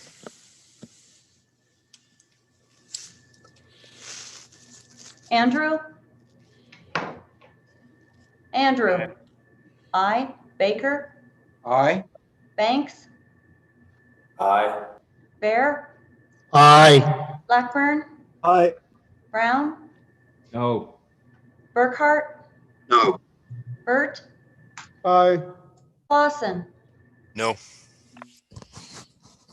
Clifford? No. Connolly? No. Crago, No. Duncan, Aye. Eklund, Aye. Air, No. Flitner, Aye. Fortner, Aye. Gray, Aye. Greer, No. Hallinan, Aye. Haroldson, Aye. Harshman, No. Heiner, Aye. Henderson, No. Hunt, No. Jennings, Aye. Kenner, No. Knapp, Aye. Larson Lloyd, No. Larson Dan, Aye. McGuire, Aye. Martinez, Aye. Nyman, Aye. Newsom, No. Nicholas, No. Oakley, No. Obermuller, No. O'Hearn, Aye. Olson, Aye.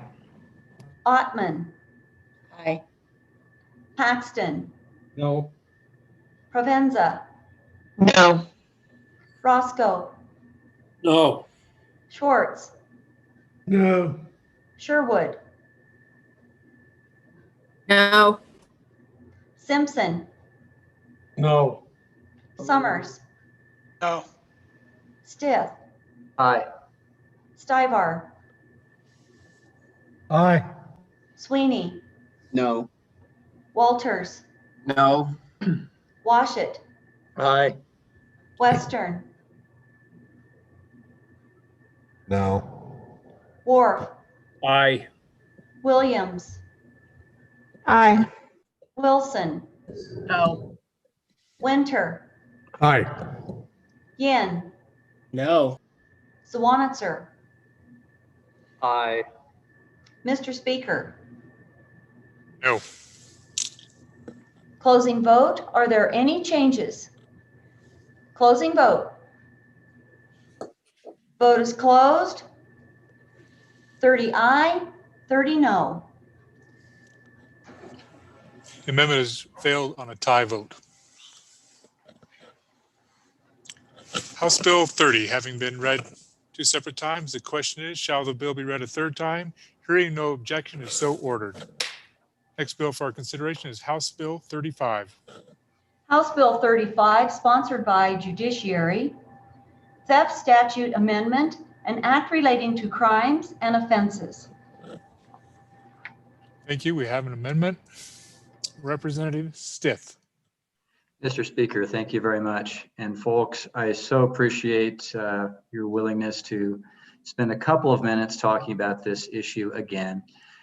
And what this relates to is the state of mind required to commit theft. We talked about this yesterday. Try not to make this repetitive, but what this amendment does is it makes sure that to commit the crime of theft, you actually have to have a guilty mind, that you're not just doing it by mistake. So if you take a look at the bill, you'll see on page 1 how in the very first sentence there is the use of the word knowingly, but that first use of the word knowingly on page 1 isn't talking about your state of mind in your intending to keep the item. It's talking about that you're voluntarily taking it. So in criminal law, usually the way it works for traditional crimes is that you have to have 2 things to happen to commit a crime. One is you have to do an act voluntarily. Okay, and we use fancy words for that. We call that the actus reus. And the second thing for a crime typically is mens rea or evil mind. So with respect to the first knowingly, you can see here in the picture, if I'm standing on the edge of a cliff, if I get tackled, and as I'm being tackled, my body hits another person and they tip over the cliff and die, I've not committed a crime, because although the person died, I didn't voluntarily do anything. Okay, so the actus reus, the first knowingly in this statute is talking about knowingly taking an object. All right. The second knowingly is really important. It shows up in Romanet 2, or did. The Standing Committee amendment deleted that. And here's how it plays out. We need that second knowingly. And I admit the statute isn't perfect, and maybe the Judiciary Committee can work on it as an interim topic to make it clearer, but we don't want to do harm here. So if you are at the airport and you pick up off the baggage carousel a piece of luggage that looks just like your bag, but turns out to be somebody else's,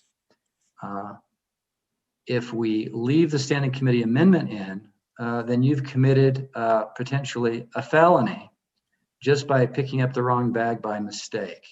And the reason is because the Standing Committee amendment deleted having to know that you're taking the item in such manner as to deprive the owner of its use and benefit. Okay, so it's really important to have this second knowingly here in the statute. Is the statute perfect? No, but we risk doing real harm if we don't fix this, in my view. So with that, I'll I move the amendment and ask for your favorable consideration. Thank you. Thank you. Any member for their first time?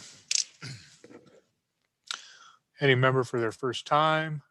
I've got them lined up here. Okay. Representative Oakley, then Larson Lloyd, then Olson, then Gray. Mr. Speaker, I'm going to speak on and for this amendment, which would change my position from yesterday. I would say that I don't go as strongly on this as the previous speaker. I still question, the discussion was you have to have a guilty mind. I question whether knowingly in this circumstance adds that. But I think it comes down to this simple. It would be either knowingly use in such a manner to deprive, or to use in such manner as to deprive. I don't see a lot of distinction there. Knowingly has been discussed in case law, and they declined to define it. Knowingly means the plain meaning, and I would say somewhere along the term, the lines of voluntarily. So do you voluntarily or knowingly use a phone? Almost, or use something, I would say by definition, the voluntary act of using kind of includes knowingly, in which case, so I still don't see a big distinction. But I suppose to err on the side of cautiousness, so then I might tend to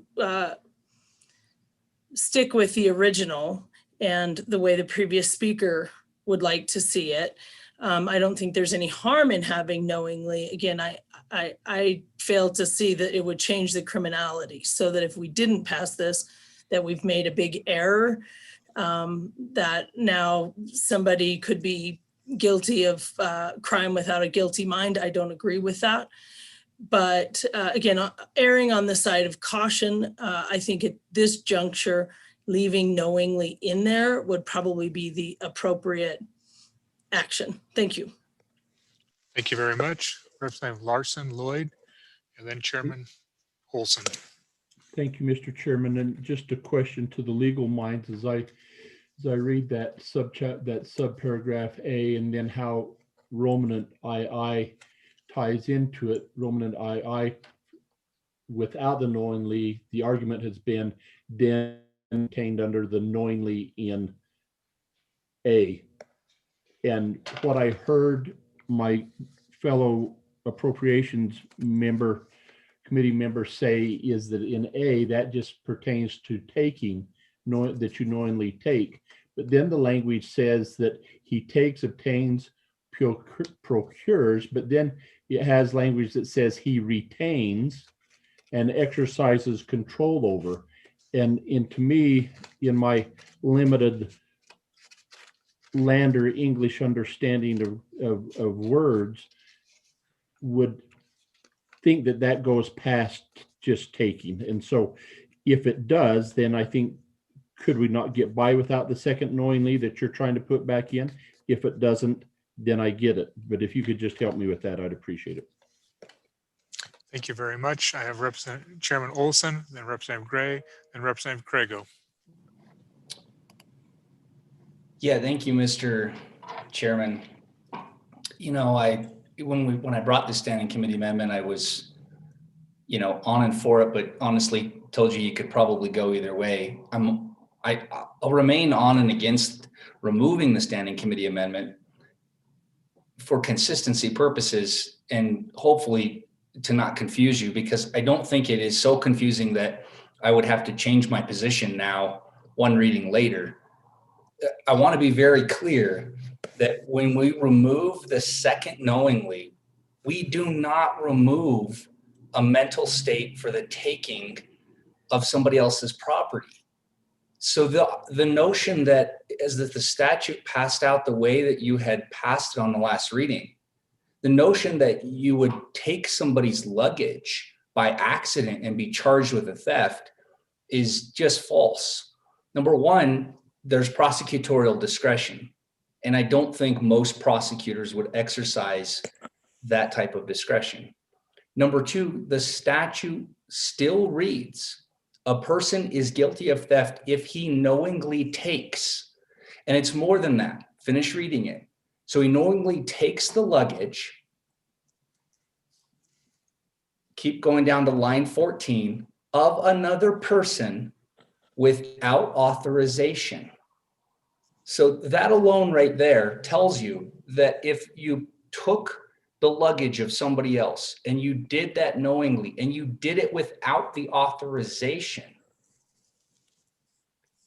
then you had the mental state that was necessary to take it. If you took it by complete accident, then you wouldn't have known it was somebody else's. If you didn't know it was somebody else's, then the question of whether you had permission or not you couldn't even answer that. You can't say that you know whether you have somebody's permission or not if you don't know that something belongs to somebody else. That seems very logical to me. So I don't think that would happen. My struggle with knowingly remaining in Romanet 2 is that I don't think the court, in interpreting it, would apply it to the word use. And so take a look at that. Take a look at page 2, lines 4 through 6.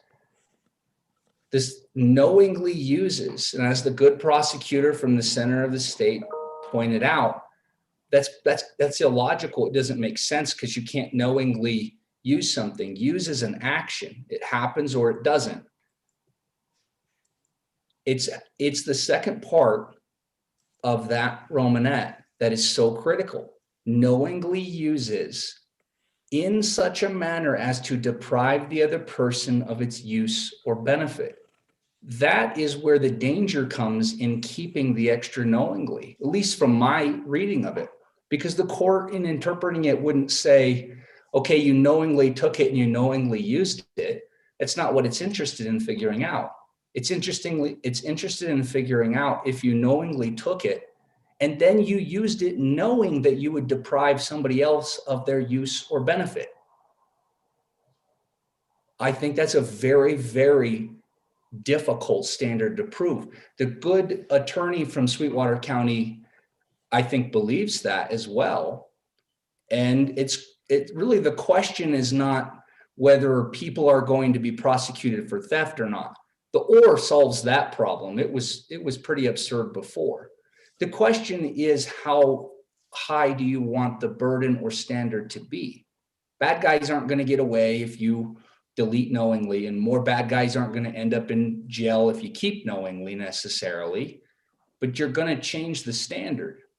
You're going to put an extra burden of proof on the prosecutor to prove that when someone took the luggage, that they also took it with the intent that they knew they were depriving somebody else of their use or benefit.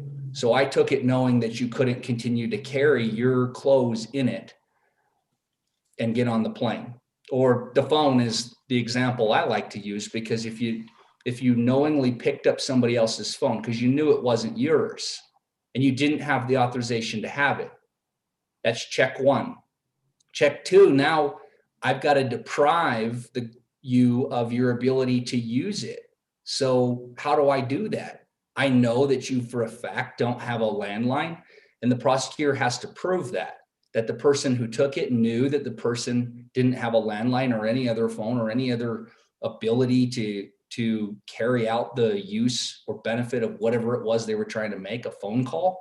To me, that's a very difficult, if not impossible thing for the prosecutor to prove. If you want to catch the bad guy who stole something, wouldn't you just want to prove that they took something and they took something that wasn't theirs and they did it knowing they didn't have authorization to do it? To me, that's the definition of theft. So maybe the more confusing part of this statute is why we have this extra fact that you have to use what you stole from someone. So, you know, I guess we could go on, but I think you're going to have to vote your conscience on this one. But I think from at least my perspective, I want you to know that either way that you vote, I don't think that you're drastically putting people in jail or taking people out of jail. There's a slight change in the burden. One other way to read this is the knowingly's doubled up and it's superfluous. I think if you delete it, the first knowingly may apply to all Romanettes. If it does, then why do you need two knowinglys? You don't. So the bigger problem is there's lots of ways to read this. I don't know that there's a right or wrong answer. To me, it's kind of like the comma, when in doubt, leave it out. Why would you want two knowinglys when you could just leave one out? So with that, I'll let the body further discuss it, Mr. Chairman. Thank you.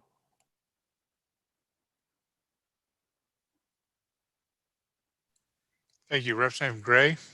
Any further discussion? Thank you, Mr. Speaker. So this has gone a long time. I did not weigh in yesterday thinking that this was going to be voted down, and then I was shocked when it was voted up. So I am going to weigh in today. So in 2019, we started the consolidation of the theft statutes in judiciary, and I was very concerned that whole time because we were repealing a bunch of stuff that if we didn't get it right, that we could have a problem. And I think we worked hard to try to get it right. And then the last day, no finger pointing, any errors can happen. We had an error on an amendment. And basically, because that was passed and we repealed a bunch of the theft statutes, we basically haven't had a functioning theft statute in the state of Wyoming for 10 months. And so here we come and we fix it with this added or. And now we get this amendment to take out knowingly, which is based on the previous statute's model. And it worked, okay? It worked. And I can think of 3 times, you know, just in the last year where there's been a misunderstanding that I've witnessed that could be prosecuted under this if we aren't getting it right, if the representative from Rock Springs interpretation is correct. And I understand arguments from the chairman of judiciary, but I just think we should lean on being careful and insert the second knowingly. I think it's going to be okay. Let's not, you know, now have 2 years of a non-functioning theft statute, or the opposite. We had a non-functioning theft statute for 2 months. Now we're going to have one that is keying in all these misunderstandings of people just mistakenly picking up something they don't know. So let's just please vote up aye on this amendment. Thank you. Thank you. I have Representative Crago, then Haroldson, then Washut. Thank you, Mr. Speaker.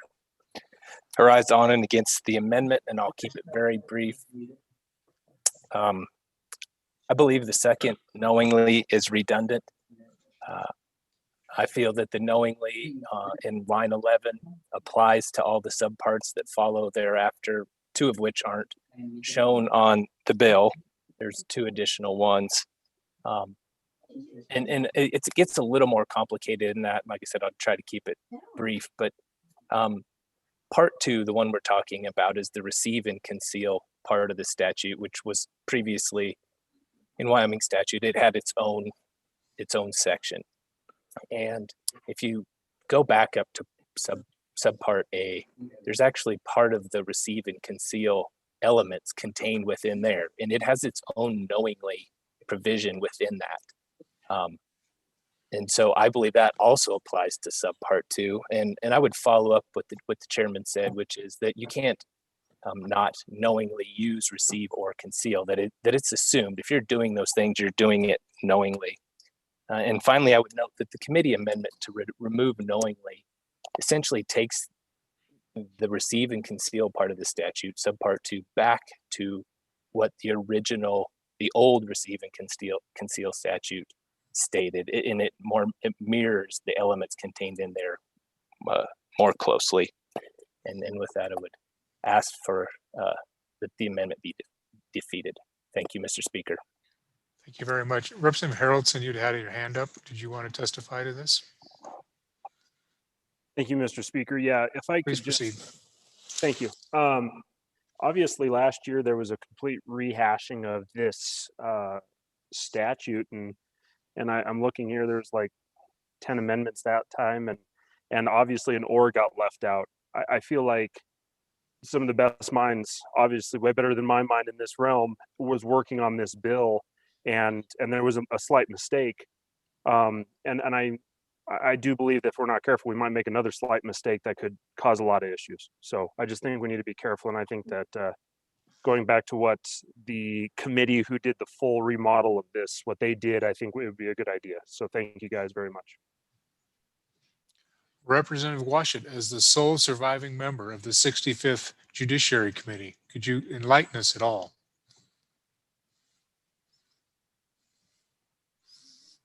I hope so. Mr. Chairman. Mr. Chairman, when the House Judiciary Committee looked at this bill, we modeled it after the Colorado revised statutes, and the Colorado had combined their theft statutes in 2016. So if you go back and you look at the Colorado statutes that have been in place for, 4+ years now, they have both knowingly in their statute. And I just offer that for what it's worth, that our neighboring state to the south has the two knowinglys in their statutes, and they're still surviving with their statute as is. Whether it's required, whether it's necessary, I don't know, but I just want to bring to the body that we modeled our revised law on Colorado's revised law, and it predates ours and still has the two knowingly. Thank you. Any other member for their first time? Has anybody not spoken today? Anyone for their first time? The tally is 150 folks have weighed in today on some matter or another. Any other member for their first time, which is good. We're getting things done on behalf of the state of Wyoming. Any other member for their first time? We're on to second time before the sponsor. Second time before the sponsor. Representative Kriegel. Thank you, Mr. Speaker. I was just going to respond to something that the previous speaker said regarding the Colorado statute. I've actually gone and looked at the Colorado statute, and the fact it does have a subpart that uses knowingly twice, but it also has a subpart that has almost the exact same language that does not use the word knowingly at the beginning. And it goes back to, and if you had time and wanted to pull up the statute, our statute isn't an exact mirror of that statute. We've inserted some of our own language. Actually, our statute, I would say, is a blend of our old statutes, our old theft language, and the Colorado's version of theft. And so it's not word for word, and there's some different elements contained in there. Thank you, Mr. Speaker. Thank you very much. Any other member for the second time before the sponsor? Second time before the sponsor. To the sponsor, Representative Stith. Mr. Speaker, thank you very much, Mr. Chairman. The body, I would just urge an aye vote on this. The first rule, I think, in legislating is to do no harm. I think it's safer to keep in the second knowingly. The Roman in the bill is just shown Romanet 2. The Romanet 1 not shown has the mental state word intends. And so I think just as a matter of grammar, the first knowingly just cannot apply to the subparts. So it's a policy choice, but I think we want to make sure that we don't have people who are innocent, get accused of charged with felonies. So with that, thank you all very much for your patience. Thank you. So members, we're voting on second reading amendment number 1 to House Bill 35. All those in favor, please raise your hand.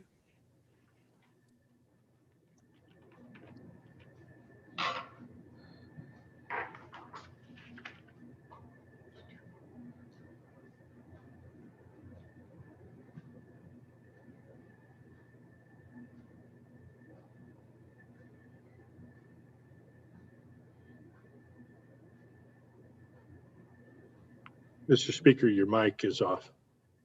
Sorry, all those in favor, my apologies. All those in favor, please raise your hand.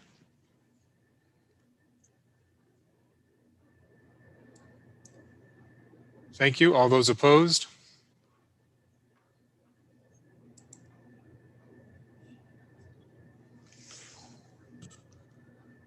I think the motion has been defeated.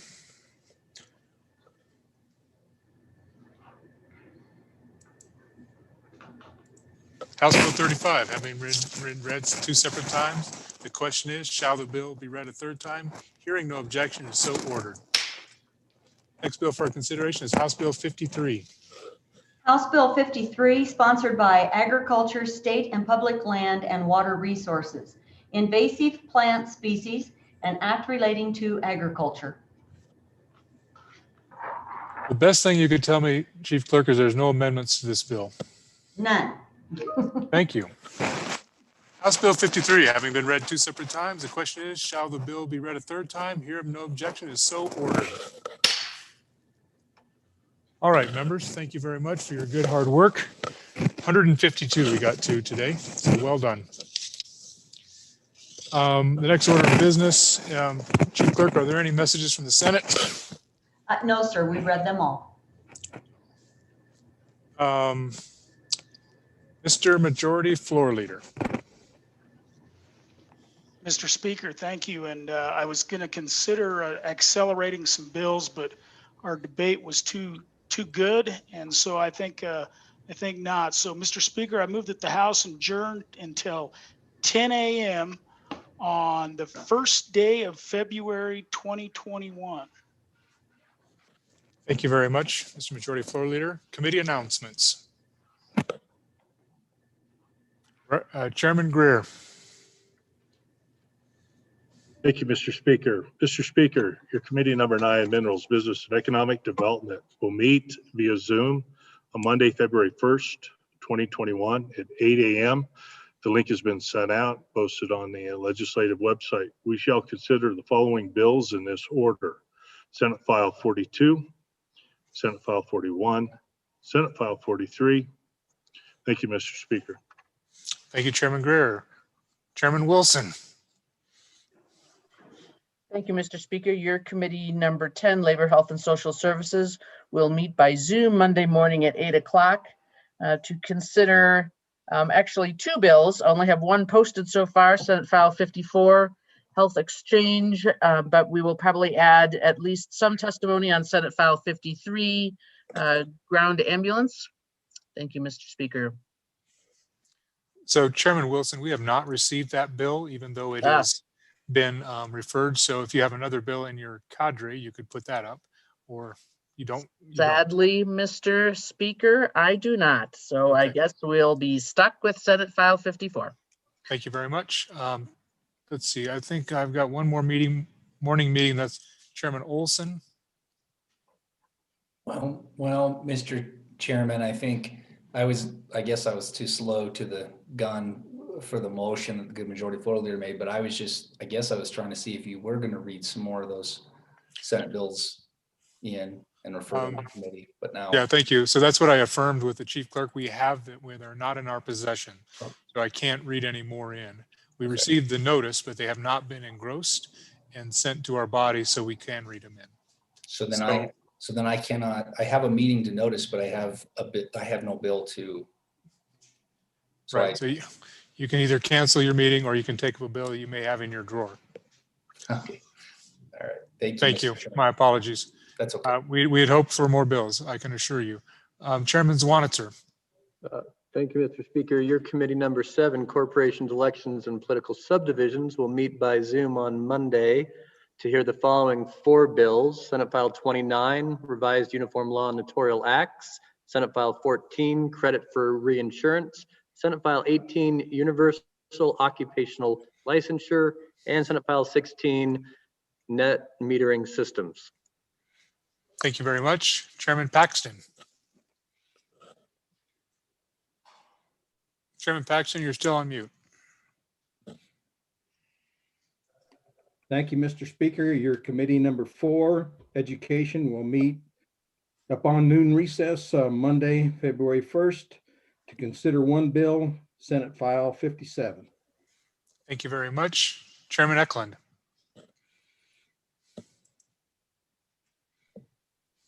Thank you, Mr. Speaker. So we don't have a bill in agriculture, and real sadly, maybe we'll get one Monday, but the 1st of February is the day after we're supposed to be done with our financial disclosures. They're supposed to be done the 31st of January. We were given a reminder, and I haven't done mine, so I'm guessing maybe other people haven't done theirs either, but good luck trying to figure it out online. Thank you for that reminder, Chairman Eklund. I appreciate that. We do hope to have you some ag bills for Tuesday. Chairman Nicholas. Thank you, Mr. Speaker. Your House appropriations will meet at on noon recess to hear Senate File 32 and any re-referrals that we may have from the morning meeting. Thank you very much. Any other announcements? Any other announcements? Any other business for the good of the body? Members, I'm just going to take a moment. Tomorrow, there'll be a celebration of life for a former colleague of many of us in this body, Senator Hank Coe. And I just want to read just a few snippets out of the resolution that is available for you to sign in the LSO office. Honor and distinction of the Wyoming Senate for 32 years. Served as president of the Senate. A Cody, Wyoming native, born there and passed away there. Volunteer fire department for 23 years, 8 years on the Park County Commission, 40 years of public service between those two things.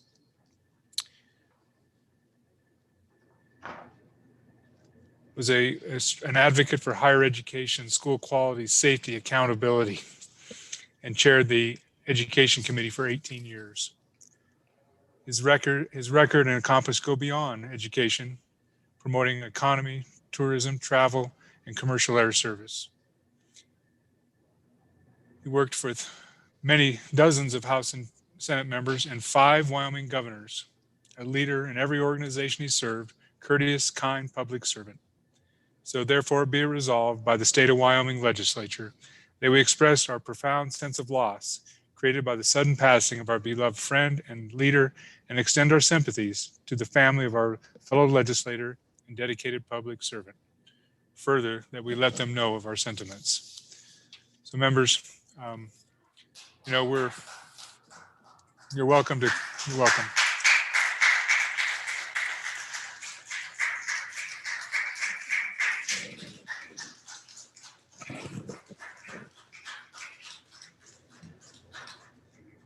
Thank you very much, members. So as we go about our business, remember there was many that came before us, and we've lost some just recently. Chairman Coe, previously President Coe, Senator Coe was certainly one of those fine gentlemen, examples of a statesman and just a fine man. So with that, any further business before the body? I congratulate for 3 solid days of work. I haven't done the hours. I was keeping track of how many times we came to the mic, and well done. Well done. You're doing work on behalf of the citizens of Wyoming. So with that, you've heard the majority floor leader's motion that the The body is in adjournment until February 1st at 10 a.m. All those in favor, please raise your hand. And if you believe in it, raise both hands. Thank you very much. All those opposed, we are adjourned.